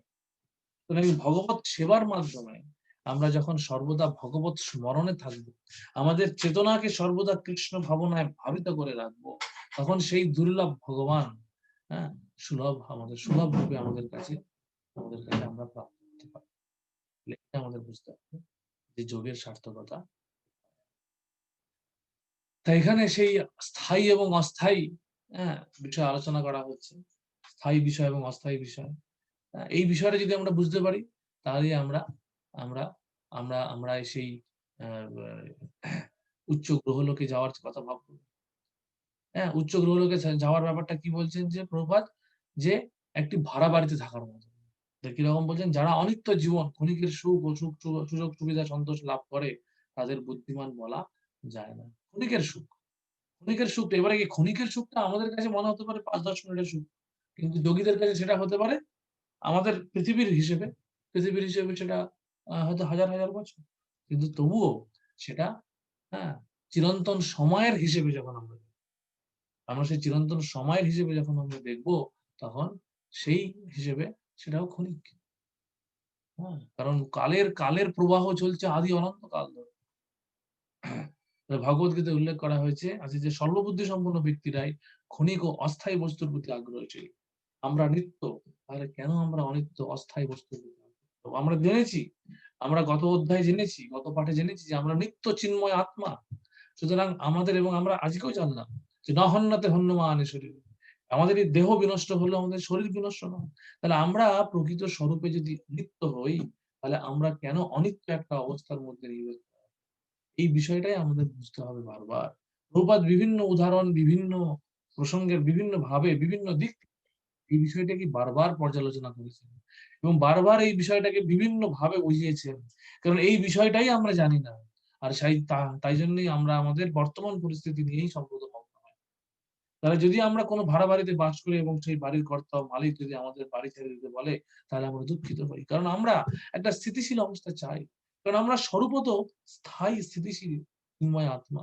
এই জন্য আমরা দেখবেন যে একজনকে যদি সরকারি স্থায়ী চাকরি অফার করা হয়, আর একটা হচ্ছে বেশি মাইনের অস্থায়ী চাকরি অফার করা হয়, সাধারণভাবে, এখন অসাধারণ অনেক রকম বিবেচনা চলছে অনেকের মধ্যে, কিন্তু সাধারণ বিবেচনার অনুযায়ী সে কিন্তু স্থায়ী অল্প মাইনের সরকারি চাকরিকে গ্রহণ করে। তার কারণ সেটা স্থায়িত্ব আছে। সে জানে যে আমাকে কালকে দুম করে চাকরি থেকে বরখাস্ত করে দেবে না। কিন্তু অস্থায়ী চাকরিতে আমি হয়তো আজকে প্রচুর মাইনে পাচ্ছি, কিন্তু কালকে আমি জানি না যে প্রজেক্ট থাকবে কিনা, মাইনে দিতে পারবে কিনা, সে আমাকে তাড়িয়ে দিতে পারে। তাহলে আমি ওরকম কেন একটা, তার মানে আমাদের মধ্যে সর্বদাই একটা প্রবণতা আছে একটা স্থায়ী বন্দোবস্তের মধ্যে নিজেদেরকে রাখা, একটা স্থিতিশীল পরিস্থিতি। কারণ চিন্ময় স্তরে আত্মা স্থিতিশীল এবং সে ভগবানের চরণে আশ্রয় গ্রহণ করার মাধ্যমে সেই স্থিতিশীলতা লাভ করে। এখন সেই আশ্রয় সে ত্যাগ করেছে, সেই আশ্রয় সে বিস্মৃত হয়েছে, তার আত্মবিভ্রম ঘটেছে, তাই জন্য সে জাগতিক সুখে মগ্ন হয়ে আছে এবং এই জাগতিক সুখ থেকেই সময়ের সঙ্গে সঙ্গে দুঃখে পরিণত হচ্ছে। এই সুখ আর দুঃখের চক্রের মধ্যে সে ঘুরপাক খাচ্ছে। তাই জন্য আমাদের বুঝতে হবে যে এই স্থায়ী এবং অস্থায়ী বিষয়টা ভালো করে বুঝতে হবে এবং আমাদের বেছে নিতে হবে যে স্থায়ী পরিস্থিতি। তাহলে আমরা এখানে কি দেখছি? আমরা মৃত্যুবরণ করতে চাই না, কারণ প্রকৃতপক্ষে আমরা স্থায়ী। আমরা বৃদ্ধ অবস্থা প্রাপ্ত হতে বা রোগাক্রান্ত হতে চাই না, কারণ এটা আমাদের বাহ্যিক অস্থায়ী অবস্থা। যদি আমরা জ্বরে আক্রান্ত হতে চাই না, তবুও জ্বরে আক্রান্ত হই এবং এই জ্বর থেকে সুস্থ হয়ে উঠবার জন্য প্রয়োজনীয় সাবধানতা বা চিকিৎসা গ্রহণ করি। কেন আমরা জ্বর থেকে সুস্থ হতে চাই? কারণ এই জ্বরগ্রস্ত হওয়াটা আমাদের স্বাভাবিক পরিস্থিতি নয়। তার মানে আমরা কেন সবসময় জ্বরগ্রস্ত হলে সবসময় সেখান থেকে আমরা সুস্থ হওয়ার চেষ্টা করি, কারণ সুস্থতাটাই স্বাভাবিক। তাই 4 প্রকারই যে দুঃখ এই জ্বরের মতো এবং এই জড় দেহই এই দুঃখের প্রধান কারণ। এবং আমরা যদি কোনো প্রকারে এই জড় দেহ ত্যাগ করে যেতে পারি, তাহলে আমরা এই জড় দেহের সঙ্গে সম্পর্কিত সমস্ত দুঃখ কষ্ট থেকে মুক্ত। সুতরাং আমরা এই জড় দেহ ত্যাগ করে আমরা যদি সেই চিন্ময় স্তরে অধিষ্ঠিত হই, আমাদের সেই সেই সেই চেতনায় যদি অধিষ্ঠিত হই, তাহলে আমরা সেই চেতনাই কিন্তু আমাদের সেই শরীর প্রদান করবে। কিন্তু আমরা যদি সেই জড় চেতনায় আচ্ছন্ন থাকি, তাহলে আমাদেরকে প্রকৃতি জড় প্রদান করবে। তাহলে আমাদেরকে সেই অস্থায়ী পরিস্থিতি থেকে আমাদের স্থায়ী পরিস্থিতিতে, স্থিতিশীল পরিস্থিতিতে আমাদেরকে উত্তীর্ণ করতে। নিরাকারবাদীদের গন্তব্য কি? এবার এখানে প্রভুপাদ আলোচনা করছে নিরাকারবাদী। অহং ব্রহ্মাস্মি। তারা কি মনে করছে যে আমি হচ্ছি ব্রহ্ম? অহং ব্রহ্মাস্মির প্রকৃত অর্থ তারা বিকৃত করছে। এরকম ভাবে বিকৃত করছে, তারা বলছে যে অহং ব্রহ্মাস্মি মানে আমি হচ্ছি ব্রহ্ম, আমি হচ্ছি ব্রহ্মজ্যোতি। নিরাকারবাদীদের এই জড়জগৎ থেকে মুক্তি লাভ করার জন্য শ্রীকৃষ্ণ ওং শব্দের উচ্চারণ করার জন্য উপদেশ দান করেছে। এইভাবে তারা দিব্য জগতে নিশ্চিতভাবে গমন করতে পারেন, কিন্তু তারা কোনো অপ্রাকৃত গ্রহে প্রবেশ করতে পারে না। তারা বহির্ভাগস্থ, অর্থাৎ চিন্ময় গ্রহের বহির্ভাগস্থ ব্রহ্মজ্যোতিতে অবস্থান করেন। এই হলো ব্রহ্মে বিলীন হয়ে যাওয়ার অর্থ। এইভাবে ব্রহ্মজ্যোতিতে বিলীন হয়ে যাওয়ার অর্থ এই নয় যে ব্রহ্মজ্যোতির সঙ্গে এক হয়ে যাওয়া, কিন্তু দিব্য দ্যুতি রূপে সেখানে তাদের অস্তিত্ব। এটাকে প্রভুপাদ বলছেন, একটা জায়গায় বলছেন ইমপার্সোনাল ফর্ম। প্রকৃতপক্ষে নিরাকার রূপ বলে কিছু হয় না। নিরাকার মানেই কোনো রূপহীন, কিন্তু তার মানে এই নয় প্রকৃতপক্ষে সেই জন্য অ্যাকচুয়ালি নিরাকার হয়ে যাচ্ছে না কেউ।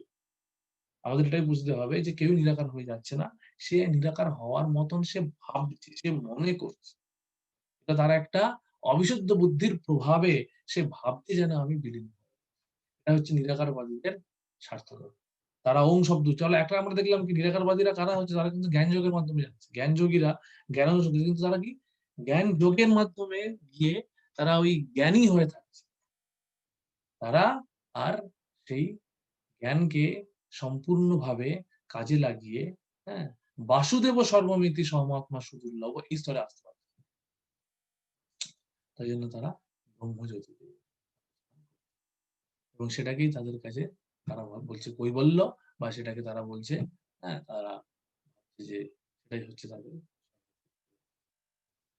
এবং তারা ভাবছে বুঝি পরম পরম সত্য সেখানেই শেষ, কিন্তু সেটা যে পরম সত্যের একটি প্রাথমিক ধারণা ব্রহ্মজ্যোতিটা অহম ব্রহ্মস্মি। অহম ব্রহ্মস্মি মানে আমি আত্মা, আমি ব্রহ্ম। এই কথাটি এই যে বেদবাক্যে তারা ভাবছে বুঝি যে সারা সকলেই ব্রহ্ম এবং ব্রহ্মই সত্য জগৎ। এরকম একটা ধারণা তারা।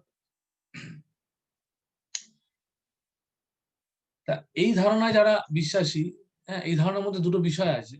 একটা হচ্ছে ব্রহ্মবাদী আর হচ্ছে মায়াবাদী। মায়াবাদীরা কি? মায়াবাদীরা হচ্ছে আরো ভয়ঙ্কর। তারা ভগবানের রূপকে অস্বীকার করছে। আর ব্রহ্মবাদী যারা, তারা ভগবানের রূপ সম্বন্ধে জ্ঞাত না। ঠিক আছে? তাই এখানে সূক্ষ্ম বিষয় আছে, এগুলো আমরা পরে আরো বিষয়ে আলোচনা করবো। আমি জাস্ট একটু এগুলো আপনারা হয়তো কম বেশি জানেন। তো যাই হোক, তাই হচ্ছে নিরাকারবাদীদের গন্তব্য। এরপর হচ্ছে নিরাকারবাদীদের এই গন্তব্য কি মানে স্থায়ী গন্তব্য? এটা স্থায়ীর মতন মনে হচ্ছে, মনে হলেও সেটি স্থায়ী না। কেন স্থায়ী না সেটা এবার আলোচনা করছি। বলছি নিরাকারবাদীর এই গন্তব্য বা এই অবস্থানটা কতটা আহ স্থায়ী স্থায়ী হলেও ব্রহ্মজ্যোতি যেহেতু স্থায়ী জ্যোতি, স্থায়ী একটা জায়গা, সেটা হলেও তাদের অবস্থানটা স্থায়ী না। কেন? কারণ অস্তিত্বই আমাদের যথেষ্ট নয়। আমরা আনন্দ চাই। কারণ আনন্দময় অভ্যাস। এটা হচ্ছে বেদান্ত সিদ্ধান্ত যে আমরা প্রকৃতপক্ষে শুধুমাত্র আমরা সৎ নই, আমরা চিৎ এবং আনন্দ। এই ব্রহ্মজ্যোতিতে একটা স্তরে সৎ এবং একটা স্তরে চিৎ অনুভূতি আসতে পারে। কিন্তু এই চিৎ ঐশ্বর্যের চিৎ বৈচিত্র্য না থাকার ফলে সে আনন্দ পাচ্ছে না।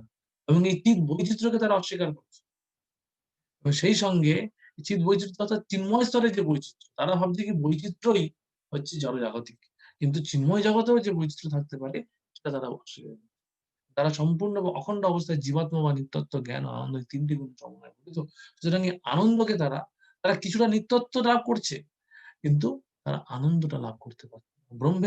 প্রথমে ব্রহ্মে একরূপ বিলীন হয়ে যান বটে, কিন্তু তারা সেই নিত্য আনন্দ লাভ করতে পারে না। কারণ ব্রহ্মজ্যোতি পরম বা নিত্য আনন্দ শূন্য। ব্রহ্মজ্যোতিতে কোনো বৈচিত্র্য নেই। একটা শুধুমাত্র একই রকম মনোটোনাস যাকে বলে, কোনো বৈচিত্র্য নেই।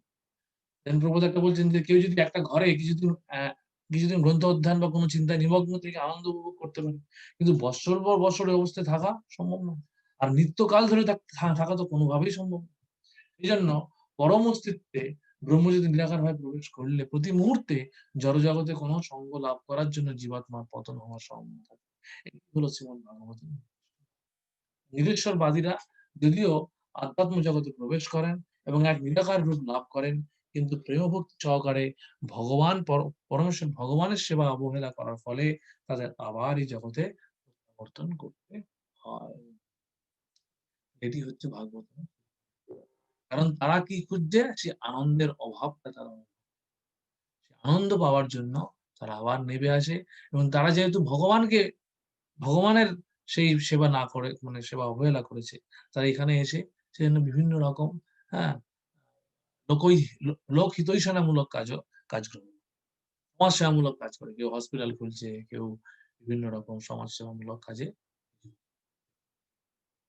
তাই এটা হচ্ছে তাদের বৈশিষ্ট্য। নিরাকারবাদের পতনের কারণ তাহলে আনন্দের অভাব। তাহলে দিব্য জগৎ কিন্তু দিব্য জগতে সেই আনন্দ আছে। কৃষ্ণ চেতনায় প্রকৃত আনন্দ লাভ করা যায়। জড় জগতে যৌন সংসর্গের ক্ষণিকের আনন্দকে শ্রেষ্ঠ আনন্দ উপভোগ বলে গণ্য করা হয়।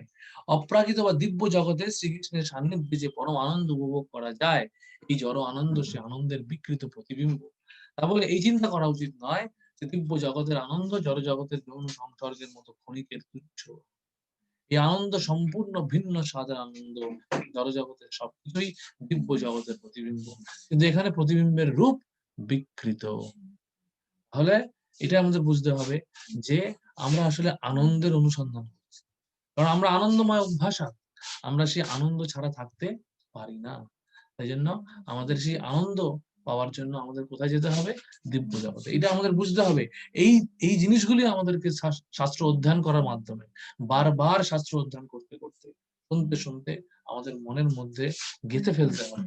এবং আমাদের কাছে এই যে আনন্দ যেটা আমরা দেখছি জড়জাগতিক, সেই জড়জাগতিক আনন্দটা যে সেই অপ্রাকৃত জগতের আনন্দের দিব্য যে বিকৃত প্রতিফলন বলে আমাদের এই আনন্দের মধ্যে আমরা সেই সেই প্রসন্নতা পাই। জগাত্মা সুপ্রসিদ্ধতি, সেই সেই আত্মার সম্পূর্ণ সন্তুষ্টি এই আনন্দের আমরা পাই। এটা ক্ষণিকের আনন্দ, এবং এখানে হচ্ছে যৌন সংসর্গের যে আনন্দ সেটাকে শ্রেষ্ঠ আনন্দ বলা হয়। কিন্তু সেই আনন্দটা কতটা ক্ষণিক, সেটা আমরা জানি। ক্ষণিকের আনন্দ ইন্দ্রিয় এবং ইন্দ্রিয়গ্রাহ্য বিষয়ের সংস্পর্শের ফলে কিছুক্ষণের জন্য, যেমন আরেকটা খুব সহজ উদাহরণ দিয়ে আমরা বলতে পারি, কারো রসগোল্লা খুব ভালো লাগে, রসগোল্লা বা গোলাপ জামুন খেতে তার খুবই ভালো লাগে, কিন্তু সে কটা রসগোল্লা বা গোলাপ জামুন খেতে পারবে এক নাগাড়ে? একটা, দুটো, তিনটে, চারটে, পাঁচটা, ছটা, সাতটা, আটটা, নটা, 10টা, 11টা, 12টা, 14টা, কেউ 14টা 15টা খাওয়ার পরে আর বলবে আর না রে বাবা। তাহলে এটাই হচ্ছে ব্যাপার। আমাদের এই জগতের আনন্দটা হচ্ছে এরকম। দুঃখটা তো নিয়ে সকলের আর কিছু বলাই নেই। সুতরাং আমরা যদি সেই দিব্য জগতের আনন্দ লাভ না করতে পারি, আমরা কিন্তু সন্তুষ্টি লাভ করতে পারবো না। আর তা না হলে ওই নিরাকার বাহীদের মতন জ্ঞান যোগীদের মতন অবস্থা হবে। তারা জড়জগতের সমস্ত আনন্দকে জড়জগতের সমস্ত কিছুকে ত্যাগ করলেও ত্যাগ করার অর্থ এই নয় যে আমাদেরকে শুধু ত্যাগই করে যেতে হবে। তাহলে এটাই হচ্ছে জ্ঞানীদের বা যোগীদের সঙ্গে সম্পর্ক, আমাদের যোগীদের পার্থক্য, যে তারা, আমরা দুজনেই বৈরাগ্য অনুসরণ করছি, কিন্তু তারা শুষ্ক বৈরাগ্য বা ফল্গু বৈরাগ্য অনুসরণ করছে। তার কারণ হচ্ছে তারা ত্যাগ করার পরে উন্নত কিছু গ্রহণ করছে, তাই জন্য তাদের স্থিতিটা স্থায়ী হয়েও অস্থায়ী হয়ে যায়। তারা স্থায়ী স্থিতিতে যাচ্ছে, ব্রহ্মজ্যোতিতে যাচ্ছে, গিয়েও তারা ফিরে। কিন্তু ভক্তরা কি করছে? তারা এই জড়জগতের প্রাকৃত আনন্দকে বাদ দিয়ে প্রাকৃত আনন্দের প্রতি বৈরাগ্য অনুসরণ করে অপ্রাকৃত আনন্দকে আশ্রয় নেয়। তারা ভগবত সেবার মধ্যে যুক্ত হচ্ছে। এই ভগবত সেবার মধ্যে প্রকৃত আনন্দ খুঁজে পাচ্ছে। এবং সেই জন্যই তারা কিন্তু প্রকৃত স্থায়ী স্থিতিশীল স্তরে উন্নীত হচ্ছে। এটা আমাদের বুঝতে হবে। জগতে আনন্দ সম্বন্ধে এখানে ব্রহ্মচঙ্গে থেকে প্রভুপাদ উল্লেখ করছেন, চিন্তামণি প্রকরশো কল্পবৃক্ষ লক্ষাবৃতে সুষুরভিরপি পলায়ন্তম লক্ষ্মী সহস্র শত সেব্যমানং গোবিন্দমাদি পুরুষং তমহং ভজামি। লক্ষ লক্ষ কল্পবৃক্ষ চিন্তামণিগণ গঠিত গৃহ সমূহে সুরভি অর্থাৎ কামধেনুগণ কে যিনি পালন করছেন এবং শত সহস্র লক্ষ্মীগণ বা গোপীগণ কর্তৃক সাদরে পরিসেবিত হচ্ছেন, সেই আদি পুরুষ গোবিন্দকে আমি ভজনা। সুতরাং আমরা এমন এক গোবিন্দকে ভজনা করি। এভাবে কেন ব্রহ্ম সংহিতা লিখতে গেলেন ব্রহ্মা? তার কারণ এটা আমাদেরকে আকর্ষণ করছে। এই এই ভগবত ধামটা যে একটা একটা একটা একটা মনোটোনাস জায়গা নয়, একটা বোরিং জায়গা নয়, একটা একঘেয়েমি জায়গা নয়, সেটা বোঝাচ্ছে। সেখানে সর্বদাই কিছু না কিছু ঘটছে, আনন্দময় ঘটনা ঘটছে, এবং সে আনন্দময়ের ঘটনা এত আনন্দময় যে সেটা আমরা আমাদের জাগতিক স্তরে কল্পনাও করতে পারি। সেটা তার কিছু ট্রেলার যাকে বলে, কিছু গ্লিমস, আমরা কিছু ঝলক দর্শন আমরা করেছি ভাগবতের পাতায় দেখতে পারি, দশম স্কন্ধে, হ্যাঁ, কৃষ্ণ লীলার মাধ্যমে। হ্যাঁ, কিন্তু প্রকৃত আনন্দ, প্রকৃত যে বিষয়টা, সেটা আমরা ওই জগতে প্রবেশ করলে। তাহলে এই হচ্ছে দিব্য জগতের অ্যাডভার্টাইজমেন্ট করছেন, বিজ্ঞাপন দিচ্ছেন আমাদের। এই এই শাস্ত্র অধ্যয়ন অর্থ হচ্ছে কি, যে সেই দিব্য জগতের বিজ্ঞাপনের সামনে নিজেদেরকে দাঁড় করান এবং তার মাধ্যমে সেখানে আকৃষ্ট। তাহলে আমরা এখানে দেখছি কি, অস্থায়ী জাগতিক দুর্যোগের স্থায়ী সমাধান কি? আমরা বৈজ্ঞানিক স্তরে বিজ্ঞানীরা অনেক রকম আবিষ্কার করছে, ইন্দ্রিয় তৃপ্তি এবং বিনাশ সাধনের জন্য নানান প্রকার সুযোগ সুবিধার আবিষ্কার করছে, কিন্তু জরাব্যাধি মৃত্যুর সমস্যার সমাধানে কিছু করতে পারছে। জরাব্যাধি মৃত্যুর সমাধান করতে পারছে, মৃত্যুকে ত্বরান্বিত করার বিষয় আবিষ্কার করছে, বা মৃত্যুকে কোনো কোনো ক্ষেত্রে হয়তো কিছুটা বিলম্বিত করছে, হ্যাঁ, কিন্তু মৃত্যুকে শেষ করতে পারছে। বরং বিলম্বিত করছে, আমরা কি হিসেবে বলতেই পারি, বিলম্বিত করছে তাও বলা যায় না। তার কারণ হচ্ছে আজকে আমরা যেরকম মানে দূষিত পরিস্থিতির মধ্যে আছি, সেটা মৃত্যু বিলম্বিত হচ্ছে কোথায়? মৃত্যু আরো ত্বরান্বিত হচ্ছে। তা মৃত্যু বিলম্বিত অনেকে মনে করে যে আধুনিক বিজ্ঞানের, আধুনিক মেডিকেল সায়েন্সের উন্নতির ফলে আমাদের মৃত্যু, আমাদের লাইফ স্প্যান বেড়ে গেছে, কিন্তু এটা অ্যাকচুয়ালি আগেকার তুলনায় যদি আমরা হিসেব করি, সেটা কমে গেছে। আগে মানুষ আরো ভালো সুস্থ ভাবে অনেকদিন বাঁচতো। আজকে হয়তো 10-12টা ওষুধ খেয়ে কোনো রকমে সে বেঁচে আছে। হ্যাঁ? তার প্রতিদিনই প্রতি 6 মাসে একবার করে বিভিন্ন রকম টেস্ট করা, এই করা সেই করা ভাবে তারা কোন রকমের ঠেকা দিয়ে বেঁচে থাকে। তাই এই স্থায়ী সমাধানটা কি, বুদ্ধিমান ব্যক্তি প্রাকৃত জীবনে 4 প্রকার দুর্গের সঙ্গে সম্পর্ক রাখতে চায় না, কিন্তু তিনি দিব্য জগতের উন্নতি হওয়ার জন্য প্রয়াস করেন। এটা হচ্ছে বিষয়। একটা হচ্ছে জ্ঞানী যোগীরা কি করছে, তারা প্রাকৃত জগতের সঙ্গে সম্পর্ক বিচ্ছিন্ন করছে, কিন্তু অপ্রাকৃত জগতের সঙ্গে সম্পর্ক স্থাপন করছে। তারা কেউ যোগ সিদ্ধি নিয়ে, তারা ওই ব্রহ্মজ্যোতি অব্দি খুব বেশি হয়ে যাচ্ছে। যিনি নিত্য পরমানন্দিত অবস্থায় নিত্য যুক্তস্ব যোগিন সমাধিস্থ হয়েছেন, তার কোনো অবস্থাতে তার চিত্ত বিক্ষোভ ঘটে না। তার হৃদয় সর্বদাই নিরবিচ্ছিন্ন ভাবে কৃষ্ণ চেতনায় নিবিষ্ট, কৃষ্ণ চেতনায় নিবিষ্ট থাকছে। অনন্য চেতা, সতত, নিরবিচ্ছিন্ন ভাবে অনন্য চেতা, সতত, এবং এই যে সর্বক্ষণ কৃষ্ণ চিন্তায় মগ্ন থাকা, নিরবিচ্ছিন্ন ভাবে কৃষ্ণ চেতনায় মগ্ন থাকা। তার কারণ হচ্ছে এই নিমগ্নতা স্তরে উন্নীত না হতে পারলে আমরা কিন্তু মৃত্যুর সময় সেই পরীক্ষায় উত্তীর্ণ হব কিনা সে বিষয়ে সংশয় থাকে।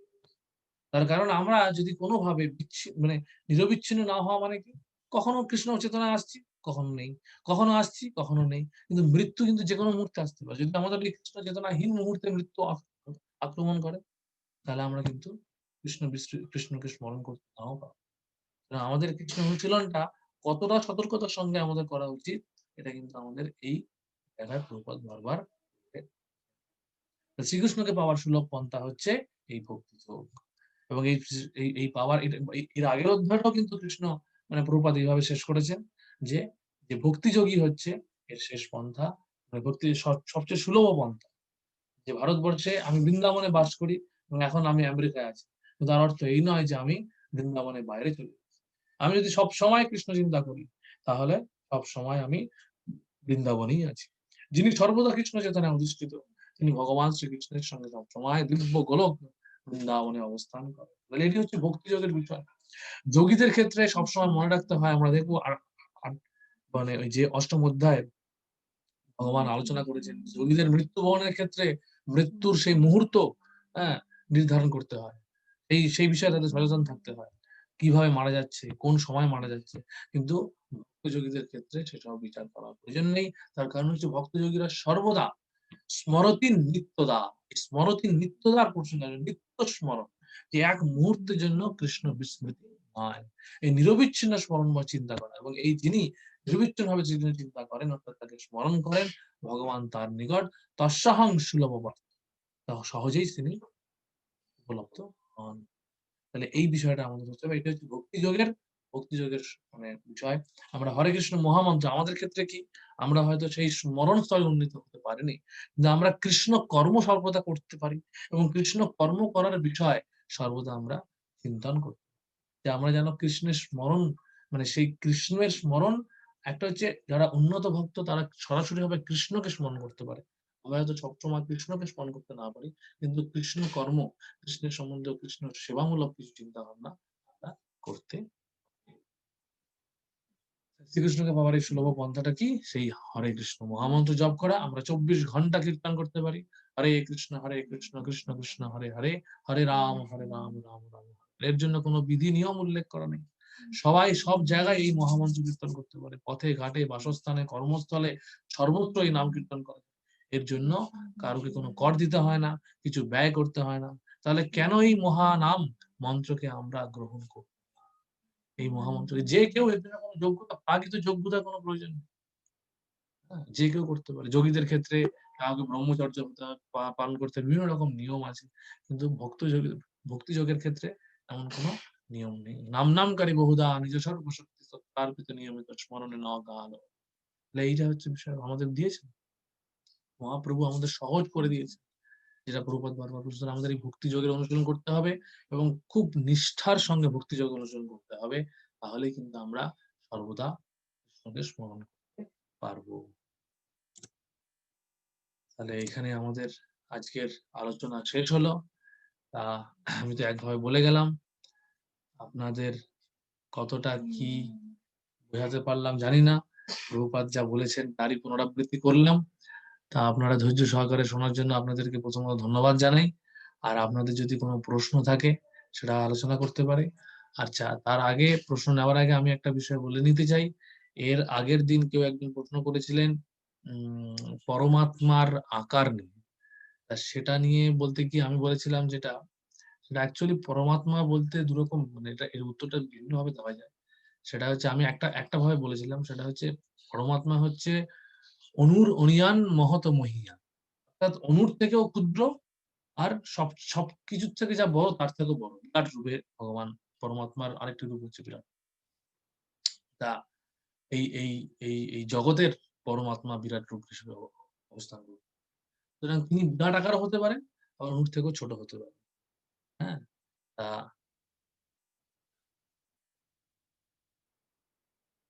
আচ্ছা, আপনি 1 থেকে 14 মিস করে গেছেন। আচ্ছা ঠিক আছে, সেটা নিয়ে কোনো অসুবিধা নেই। 1 থেকে 14 কি অনুচ্ছেদের কথা বলছেন?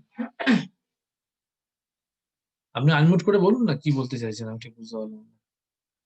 তা আরেকটা আমি এই উত্তরটা বলে নিই। তা পরমাত্মার আকার সেটা একটা ব্যাপার। আরেকটা হচ্ছে যে যেই জনার্দন, এবার ভাগবতমে যে আকারের কথা বলা হচ্ছে, যে উম, যোগীরা, এই যে আমি যে এতক্ষণ যে আলোচনা করলাম, যোগীরা যারা ধ্যান করে, পরমাত্মার ধ্যান করে, সেই পরমাত্মার ধ্যান করার ক্ষেত্রে আমি বলেছিলাম সেই পরমাত্মার আকার বৃদ্ধাঙ্গুষ্ঠের সমান। অ্যাকচুয়ালি বলতে বৃদ্ধাঙ্গুষ্ঠ নয়। অ্যাকচুয়ালি হাতটাকে যদি আমরা এরকম ভাবে দেখাই, তাহলে এই হাতের যে স্প্যানটা যতটা থাকছে সেটাকে অনেকটা বলা হচ্ছে যে ৮ ইঞ্চি ৮ ইঞ্চি মতন একটা ধারণা দেওয়া হচ্ছে। দ্বিতীয় স্কন্ধের আ এইটা নিয়ে আলোচনা করা হয়েছে। তা সেটা হচ্ছে জনার্দন রূপ। তো জনার্দন রূপের সেই ধ্যান করেন যোগীরা। তাদের সেই তার আকারটা ওরকম ভাবে বলা হচ্ছে। কিন্তু পরমাত্মা রূপে আমরা জানি যে অণুর আ মধ্যেও প্রত্যেকটা জায়গায় বাসুদেব সর্বমিতি। সব জায়গাতেই সেই বাসুদেব পরমাত্মা রূপে তিনি অবস্থান করতেন। সেটি ক্ষুদ্রাতি ক্ষুদ্র জায়গাতেও তিনি থাকতেন। এজন্য সেরমভাবে পরমাত্মার ওরকম আকার হিসেবে বলা যায় না। আচ্ছা, অনির্বাণ প্রভু বলছেন যে 1-4 অনুচ্ছেদ তিনি মিস করে গেছেন। 1-4 অনুচ্ছেদে আমরা কি আলোচনা করেছি?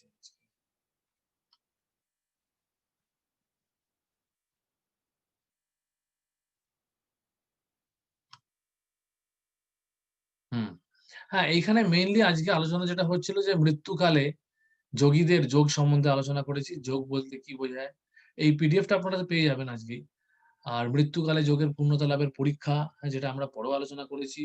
এই যে বলছে যে প্রয়াণকালে আমাদের মনকে ভগবানের চরণে স্থির করতে হবে যোগপন্থার মাধ্যমে। এবং পরীক্ষা যে সাধন করো ভজন করো মরতে জানলে হয়। অর্থাৎ আমরা যতই যাই করি না কেন আল্টিমেটলি পরীক্ষা দিতে হবে মৃত্যুর সময়। এই মৃত্যুর সময় পরীক্ষায় যাতে উত্তীর্ণ হতে পারি সে বিষয়ে আলোচনা করা হচ্ছে। এবং সেই ক্ষেত্রে এইজন্য আমাদের সর্বদা আমাদের সেই ভাবনায় ভাবিত হতে হবে। কারণ কি? জং জং বাপি শরণ ভয়াবং ত্যায্যতন্ত্রে কলেবরং তং তমেইব ইতি কন্তেয় সদা তদ্ভাব ভাব। যে যেইভাবে ভাবিতে হবে সেই ভাব নিয়ে সে দেহ ত্যাগ করবে। সুতরাং এটি ছিল ১ থেকে ৩ এই অনুচ্ছেদের আলোচনা। আর ৪ থেকে ৬ হচ্ছে ধ্যান যোগীদের পূর্ণতা লাভের পন্থা, সেগুলো নিয়ে আলোচনা। এগুলো এটাই, এখানে আরো বিশেষ কিছু আলোচনা হয়নি। এখানে যদি কারো কোনো প্রশ্ন থাকে, হ্যাঁ, আমাকে জিজ্ঞেস করতে পারেন, আমি চেষ্টা করতে পারি। পিডিএফ ফাইলটা আমি পাঠিয়ে দেবো। পিডিএফ ফাইলটা পেয়ে যাবেন আজকে, কোনো অসুবিধা নেই। আর আমি এই এরপর থেকে যেটা হবে নিয়মটা, আমাদের এই অ্যাসাইনমেন্ট গুলো রেডি করতে আমার একটু দেরি হচ্ছিল আমার শরীর খারাপ, শারীরিক অসুস্থতার জন্য।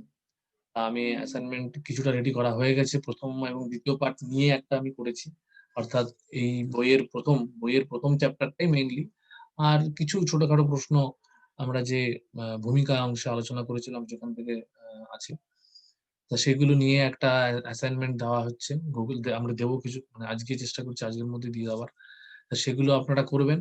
এবং এই ২য় অধ্যায় যেটা হলো সেটার উপরেও একটা অ্যাসাইনমেন্ট তৈরি করা, অ্যাসাইনমেন্ট পাবেন আপনারা এই সপ্তাহের মধ্যেই।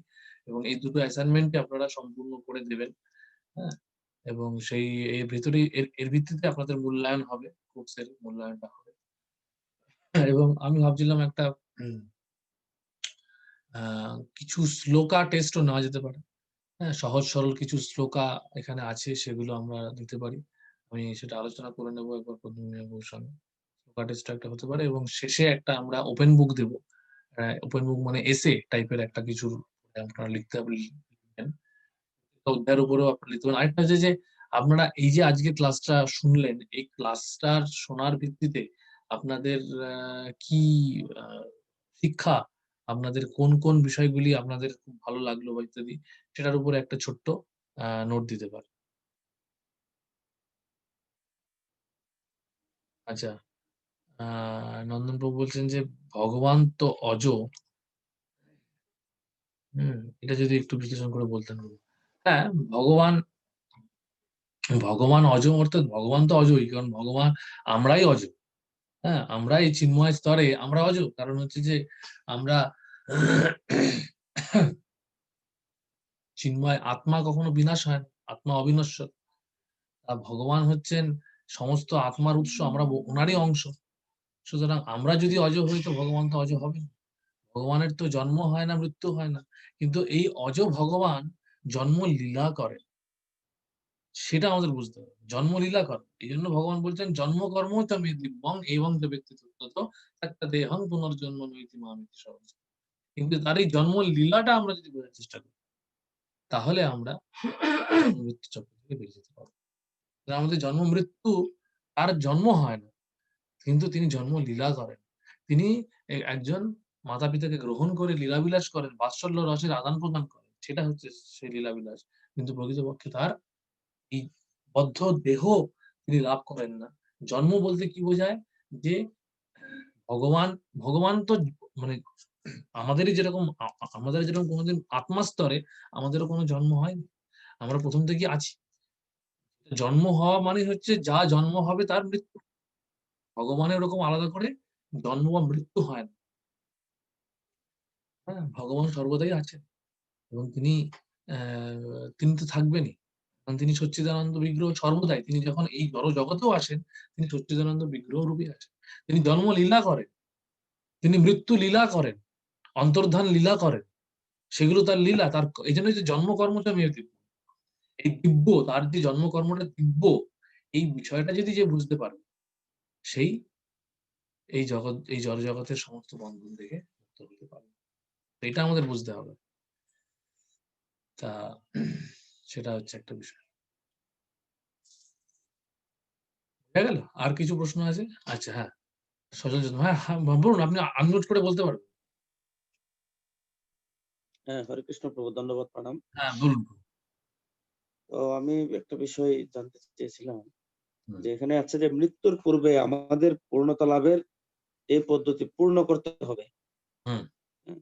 যে পূর্ণতা লাভ করার জন্য আমাদের সারা জীবন ধরে এই পদ্ধতির অনুশীলন করতে হবে। হুম, তাহলে মৃত্যুর সময় দেহ ত্যাগ করলে এই পূর্ণতা আমরা উপলব্ধি করতে পারবো। হুম, তাহলে মৃত্যুর পূর্বেই কেউ সেই পূর্ণতা লাভ করে, তাই না? হুম, হুম, হুম, হুম, তো এরকম এরকম যারা পূর্ণতা লাভ করেছেন, হুম। আমরা কি এরকম কাউকে এখন আমরা দেখছি? আছে কেউ এরকম? মানে আমাদের এখন বর্তমানে? হ্যাঁ, আছেন তো। এখানে দেখুন, ব্যাপারটা হচ্ছে যে ভালো প্রশ্ন। এখানে সেটা কেউ প্রকাশ করবেন না।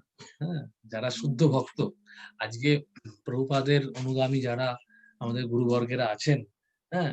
তাদেরকে আমরা শুদ্ধ ভক্ত হিসেবে গ্রহণ করি এবং তারা আ আ সেই পূর্ণতা স্তরে উত্তীর্ণ হয়েছেন বলেই আমরা ধরে নিই। কিন্তু তারা কখনো নিজেদেরকে প্রকাশ করবেন না বা ঘোষণা করবেন না যে, "হ্যাঁ, আমি মুক্ত হয়ে গেছি, জন্ম-মৃত্যু চক্র থেকে মুক্ত হয়ে গেছি।" এরকম তারা হয়তো বলবেন। কিন্তু আম আ তারা হয়েছেন। তারা না হলে তাদের তাদের কথা শুনে, তাদের মুখনিসৃত বাণী শুনে আমরা কেন এই কৃষ্ণ ভাবনাকে এত গুরুত্ব সহকারে গ্রহণ করতে আগ্রহী? সুতরাং তাদের মধ্যে সেই শক্তিটা আছে। প্রভুপাদ তাদের মধ্যে সেই শক্তি দিয়ে গেছে। তাদেরকে সেই শক্তিতে শক্তিমান করে গেছেন বলে আজকে তারা সারা পৃথিবীব্যাপী এই কৃষ্ণ ভাবনামৃত আন্দোলন, যা অপ্রাকৃত আন্দোলন, যা জন্মমৃত্যু চক্র থেকে বের করে নিয়ে যাওয়ার আন্দোলনটাকে এগিয়ে নিয়ে যেতে পারছেন। তাহলে এটা আমাদের বুঝতে হবে যে আমরা যে জন্মমৃত্যুর চক্র থেকে বেরিয়ে যাওয়ার যে আমরা করেছি, আয়োজন করেছি, সেটা জন্মমৃত্যু চক্র থেকে আমরা বেরিয়ে যেতে পারছি বা পারার চেষ্টা করছি এই কারণে, কারণ তারা আমাদের উৎসাহ দিচ্ছেন। তাই না? বোঝা গেল? তাহলে আসলে বিষয়টা অনেকেই এরকম আছে, কিন্তু তারা সেটা প্রকাশ করবে না। তারা করবে সেটা না। প্রকাশ তো বিষয়টা এরকম মৃত্যুর পূর্বেই আসলে হ্যাঁ, হ্যাঁ, মৃত্যুর হ্যাঁ। মৃত্যুবরণ করতে হবে এরকম। না, মৃত্যুবরণ না। ব্যাপারটা হচ্ছে কিরকম? এটা বলছেন যে মুক্ত আত্মা। মুক্ত আত্মা কারা বলছেন? প্রভুপাদ ভাগবতে বলছেন যে যারা সর্বদা কৃষ্ণ কর্মের সঙ্গে যুক্ত, কৃষ্ণ চিন্তায় মগ্ন আছে, হ্যাঁ? তারা মৃত্যুহীন স্তরে অবস্থান করছেন। কেন কি? কারণ তাদের চেতনাটা চিন্ময় স্তরে অধিষ্ঠিত। চিন্ময় স্তরে অধিষ্ঠিত হওয়ার ফলে কি হচ্ছে? তারা মানে এমন তাদের চেতনাটাকে এমন জায়গায় রেখেছেন যে মৃত্যু যেকোনো সময় আক্রমণ করলেও তারা সেই চেতনার স্তরের মাধ্যমে তারা মৃত্যুকে জয় করতে পারে। বুঝতে পারলাম? তাদের মৃত্যু হচ্ছে মানে কি? তারা আর এই জড় দেহের আসক্তি থেকে বেরিয়ে গেছে। বা দৈহিক সম্পর্কিত যে বিষয়গুলো সেখান থেকে বেরিয়ে গেছে। তারা কৃষ্ণের সঙ্গে সম্পূর্ণভাবে আসক্ত। হ্যাঁ? আসক্তি স্তরে, ভাব স্তরে, প্রেম স্তরে যারা উত্তীর্ণ হয়েছেন, আমাদের যে ভক্তির যে ৯ টা স্তর আছে, সেই স্তরে আমরা কোথায় আছি? আমরা এখন অনর্থনিবৃত্তির স্তরে আছি। আমরা হয়তো দীক্ষা গ্রহণ করেছি বা করতে চলেছি, কেউ হয়তো ভজনক্রিয়া স্তরে আছেন, কেউ অনর্থনিবৃত্তির স্তরে। বেশিরভাগই আমরা সাধনার স্তরে আছি, আমরা অনর্থনিবৃত্তির স্তরে আছি। কিন্তু গুরুবর্গের স্তরে যারা আছেন তারা অনেকেই হয়তো, এবং যারা বরিষ্ঠ বৈষ্ণব, উন্নত বৈষ্ণব, তারা অনেকেই হয়তো দেখা যাবে যে রুচি, তাদের হরিনামের রুচি, তাদের সারা বহুক্ষণ ধরে তারা হরিনাম করতে পারে। এরকম ভক্ত আপনিও আপনার অভিজ্ঞতায় হয়তো দেখেছেন কোথাও। তারা হরিনাম করতে এত আনন্দ পায়, কীর্তন করতে। সুতরাং তাদের মধ্যে রুচির স্তরে তারা উত্তীর্ণ হয়েছে অনেকে। রুচি, এরপরে হচ্ছে আসক্তি। এবার এইভাবে এই স্তরে যে যাওয়া মানেই হচ্ছে তার মৃত্যুকে জয় করার স্তরে যাওয়া। এবং আমরা যদি সর্বদা এই উত্তম ভক্তি অনুশীলন করার চেষ্টা করি, উত্তম শ্লোক বার্তা, মানে ভগবানকে উত্তম শ্লোক বলা হচ্ছে, সেই উত্তম শ্লোক, উত্তম মানে হচ্ছে তমকে অতিক্রম করে। তম হচ্ছে অন্ধকার, মৃত্যুর সেই অন্ধকার, তম সমা জ্যোতির্গময়। সুতরাং এই উত্তম শ্লোক বার্তার সঙ্গে যারা যুক্ত থাকেন, তারা এই সূর্যের উদয় অস্তের দ্বারা, ভাগবতের শ্লোক আছে না, সূর্যের উদয় অস্তের দ্বারা তাদের আয়ুকে হরণ করতে পারে না সূর্য। সুতরাং তারা যেহেতু ভগবত চেতনায় এতটাই উদ্বুদ্ধ। উত্তর আশা করি পেয়েছেন। আর কিছু? আচ্ছা, মোহন প্রভু বলুন আপনার কি প্রশ্ন? প্রভুজি, আমার প্রশ্নটা হচ্ছে যে এই আত্মা আর পরমাত্মা মানে প্রত্যেকটা জীবের ভিতরে কি একসাথে বাস করে? হ্যাঁ, একসাথে বাস করে। এটি উপনিষদে বলা হয়েছে একসাথে বাস করেন। এটা উদাহরণ দেওয়া হচ্ছে একটা গাছের ডালে দুটো পাখির মতো। একটি পাখি হচ্ছে ফল খাচ্ছে, হ্যাঁ, আর এক ডাল থেকে আরেক ডালে যাচ্ছে। আরেকটি পাখি হচ্ছে দ্রষ্টা পাখি, সাক্ষী পাখি। সে শুধু দেখছে। সেই সাক্ষী পাখিটা হচ্ছে পরমাত্মা। তা সে উপদ্রষ্টা, অনুমন্তা হিসেবে, হ্যাঁ, একজন নিরপেক্ষ সাক্ষী হিসেবে থাকে। তাহলে প্রভুজি মানে যখন কোনো মানে সে দেহগতভাবে যখন কোনো সে পাপ ভোগ করে, যখন সে নরকগামী হয়, তখন যখন আত্মাটা সেই পাপ ভোগ করার জন্য নরকগামী হয়, তখন সেই পরমাত্মা কি তার সাথে যায় নাকি সেখানে? পরমাত্মা যায় তো সেখানে। পরমাত্মা সবসময় তার সঙ্গে থাকে। জড় জগতে যতক্ষণ সে জড় দেহতে আছে আবদ্ধ, ততক্ষণ পরমাত্মা তার সঙ্গে সবসময় থাকছে। কিন্তু তার মানে এই নয় যে পরমাত্মা নরকের যন্ত্রণা ভোগ করছে, তা নয় কিন্তু। ঠিক আছে? কারণ পরমাত্মা চিন্ময় স্তরে তার সঙ্গে অবস্থান করছে। আত্মাও কিন্তু প্রকৃতপক্ষে ভোগ করছে না। ঠিক আছে? আত্মাও কিন্তু প্রকৃতপক্ষে নরক যন্ত্রণা ভোগ করছে না। ঠিক আছে? ভোগ করছে কে? আত্মা যতটা তার দেহাত্ম বুদ্ধির দ্বারা তার নিজের দেহটাকে ভাবছে, ততটা ভোগ করছে। আজকে এই জন্য দেখবেন যে উন্নত স্তরের ভক্তরা বহু শারীরিক কষ্ট নিয়েও সমস্ত রকম সেবা করে যাচ্ছে। কিন্তু আমার মতন যারা সাধক, অল্প একটু কাশি হলো তো একটা ক্লাস কি অফ দিতে হবে। তার কারণ আমি এখনো দেহাত্ম বুদ্ধিতে আবদ্ধ। কিন্তু উন্নত স্তরের ভক্তরা, কারণ কি আমি ততটা, আমি ভাবছি যে আমি এই দেহটাকে নিয়েই ভাবছি। এটা বুঝতে হবে আমার, যে আত্মা স্তরে যারা অধিষ্ঠিত হতে পেরেছে সফলভাবে, তারা কিন্তু দেহের এই আজকে শরীর খারাপ, কাল শরীর খারাপ লেগেই থাকছে, সেই নিয়ে তারা অতটা চিন্তাগ্রস্ত নয়। কারণ তারা আত্মা স্তরে সর্বদা কৃষ্ণ ভাবনা, তারা এতটাই কৃষ্ণ ভাবনাময়, তাদের কৃষ্ণ ভাবনাময়ের গভীরতা এতটাই বেশি যে তারা এই দেহের ঘাত প্রতিঘাতের দ্বারা প্রভাবিত হচ্ছে। এই জন্য এটা যেরকম মানে আমরা আধ্যাত্মিক স্তরে দেখতে পারি, তেমনি প্রকৃতপক্ষে জাগতিক স্তরেও আত্মা কিন্তু অসঙ্গ পুরুষ। আত্মা কোনো কিছুর সঙ্গে সঙ্গ করছে না। আত্মা কি হচ্ছে কি, এই যে ফলস ইগো যেটাকে বলা হয়, বা যেটাকে বলা হয় হচ্ছে অহংকার, এই মিথ্যা অহংকারের দ্বারা সে দেহাত্ম বুদ্ধির মাধ্যমে সে নিজের দেহটাকে ভাবছে অহম মামিতি। এই অহম মামিতি মানে আমি এবং আমার এই সম্পর্কিত। আমার দেহ ভেবে ভাবছি যে আমার দেহটা কষ্ট পাচ্ছে, এবং আমি যতটা দেহাত্ম বোধে আবদ্ধ হয়ে আছি, তত বেশি আমি কষ্ট পাচ্ছি। জন্য আত্মা যখন নরকগামী হয়, যখন যাতনা দেহ প্রাপ্ত হয়, তখন সেই যাতনা দেহের সঙ্গে সেই দেহাত্ম বুদ্ধিতে আবদ্ধ হয়ে থাকে, এবং যাতনা দেহের যে যত যন্ত্রণা দিচ্ছে সে সেই যন্ত্রণাটা ভোগ করতে হয়। কারণ আসলে কি, আত্মা নরকগামী তখনই হয় যখন সে দেহাত্ম বুদ্ধিতে থাকে। আত্মা যদি চিন্ময় স্তরে অধিষ্ঠিত হয়, সে নরকগামী হবে না, সে বৈকুণ্ঠগামী হবে। তার দেহাত্ম বুদ্ধি থাকার জন্যই তাকে নরকগামী হতে হচ্ছে। তার সঙ্গে যে পাপ করছে, ধ্যাত্ব বুদ্ধিতে বশবর্তী হয়ে সে পাপাচরণ করছে, সে পাপাচরণ করছে বলে তাকে শাস্তি ভোগ করতে হবে, তাই না? আত্মার সঙ্গে পরমাত্মা থাকছে, কিন্তু পরমাত্মা এবং আত্মা কেউই প্রকৃতপক্ষে এই নরক যন্ত্রণার দ্বারা প্রভাবিত হয় না।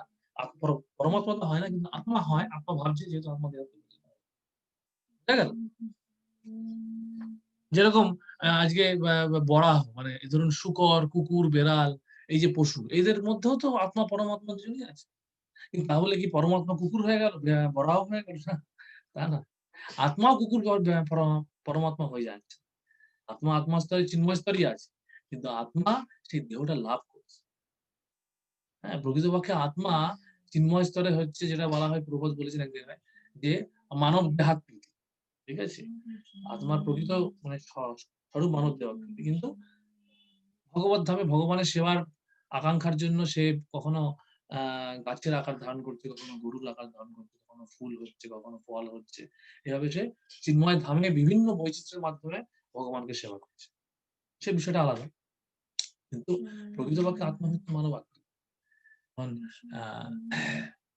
কিন্তু তার সেই বুদ্ধির জন্য আজকে আমরা মানব দেহ লাভ করে যদি ওই আহার নিদ্রা ভয় মৈথুনের মধ্যেই থাকি, তাহলে প্রকৃতির নিয়মে আমরা সেরকম একটা দেহ লাভ করবো যেখানে আহার নিদ্রা ভয় মৈথুনের মধ্যে যেটা বেশি আসক্ত আছে সেটা করতে পারবো, তাই না?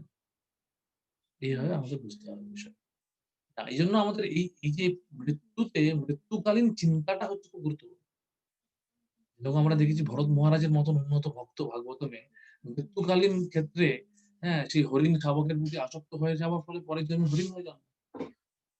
জং জং বায়াপি, মানে জং জং বায়াপি, যে শ্লোকটা সদা তদ্ভাব ভাবিত, সেই ভাবে ভাবিত হচ্ছে। সুতরাং আমাদের এই বিষয়টা খুব গুরুত্বপূর্ণ, যে আমরা কিভাবে ভাবিত হচ্ছি। না হলে এই জং জং ভাবি স্মরণ ভাবং ত্যাজ্যতন্ত্রে কলে বরং তং তমেই বৈতি কুন্তেও সদা তদ্ভাব ভাবিত। এই জন্য আমাদের ওই ভাবনাটা আমাদেরকে, ভাবনাটা মানে কি? ভাবনাটা মানে হচ্ছে আমাদের, ভাবনাটা মানে হচ্ছে আমাদের মন বুদ্ধি অহংকার, বিশেষ করে মন। এই মন নিয়ে ভাগবত গীতায় প্রচুর বার ভগবান বলেছে, মন মনা ভগবত ভক্ত মজ্জাজ মন মনুষ্য। কেন মন নিয়ে বার বলছে? মনের মধ্যে ভগবানকে না রাখতে পারলে, মনের মনের মাধ্যমে ভগবানের প্রতি আসক্তি না তৈরি করতে পারলে আমাদের মন বিক্ষিপ্ত হয়ে যাবে, এবং বিক্ষিপ্ত হয়ে আমরা, হ্যাঁ, আমরা অন্য ভাবনায় ভাবি, এবং তখন সেই মনই আমাদেরকে সূক্ষ্ম এই জড় জগতে যতক্ষণ না আমরা চিন্ময় দেহ প্রাপ্ত হচ্ছে, আমরা জড় দেহ ত্যাগ করছি, কিন্তু সূক্ষ্ম দেহ থেকে যাচ্ছে। এগুলো নিয়ে আমরা পরে আলোচনা করতে পারি। আমাদের দেহ, শরীরটা, স্থূল শরীর আর সূক্ষ্ম শরীর দুটোর আবরণ আছে। সূক্ষ্ম শরীরের মধ্যে সেই সেই চেতনার সমস্ত ইমপ্রেশন, সমস্ত চেতনার প্রতিচ্ছবি গুলো পড়ছে। একটা বোঝা গেল মোহনবাবু? আপনার প্রশ্নের উত্তরটা কি পেয়েছেন? হ্যাঁ প্রভুজি, ধন্যবাদ। আচ্ছা, এখানে একটা প্রশ্ন হচ্ছে, হরে কৃষ্ণ, যখন কোনো প্রাণী মারা যায় তখন কি আত্মার সাথে তাকে পরমাত্মাও চলে যান? হ্যাঁ, যখন মারা যায় তখন দেহটা পড়ে থাকে, তখন কি কি থাকে দেখুন। তখন সূক্ষ্ম দেহ তার গতি নির্ধারণ করে কোথায় যাবে, হ্যাঁ, এবং তার সঙ্গে আত্মা পরমাত্মা দুজনেই যাচ্ছে, ঠিক আছে? আচ্ছা, প্রভু কোথাও কোথাও দেখতে পাই বলরাম অবতারই কৃষ্ণ অবতার, আসলে কি পরমেশ্বর ভগবান শ্রীকৃষ্ণ একজন অবতার? হ্যাঁ, এটা প্রশ্নটা একটু অপ্রাসঙ্গিক আজকে আলোচনার সঙ্গে, তবু আমি অল্প করে বলি যে কৃষ্ণ হচ্ছেন কৃষ্ণস্তু স্বয়ং ভগবান, কৃষ্ণস্তু ভগবান, কৃষ্ণ হচ্ছেন স্বয়ং ভগবান, আর বলরাম হচ্ছেন তার প্রথম প্রকাশ, ঠিক আছে? এটা অনেক বিস্তারিত আলোচনা। তিনি হচ্ছেন স্বয়ং ভগবান, তার থেকে সমস্ত প্রকাশ এসেছে। এটা এক কথায় বলার মতন ছিল। আচ্ছা, আমাদের আজকে 5:30 হয়ে গেছে। আমাদের এর পরবর্তী কিছু প্রশ্ন থাকলে আমরা সেই প্রশ্নটা আমরা ইয়েতে নিতে পারি, গ্রুপে নিতে পারি। আপনারা গ্রুপে প্রশ্ন করতে পারেন। হ্যাঁ, আপনাদের প্রশ্নগুলো আমি উত্তর দেওয়ার চেষ্টা করব। আজকের মতন আমরা এখানেই শেষ করছি। শ্রীল প্রভুপাদ কি জয়, গৌর ভক্ত বৃন্দ কি জয়। আপনাদের অসংখ্য অসংখ্য ধন্যবাদ। হরে কৃষ্ণ।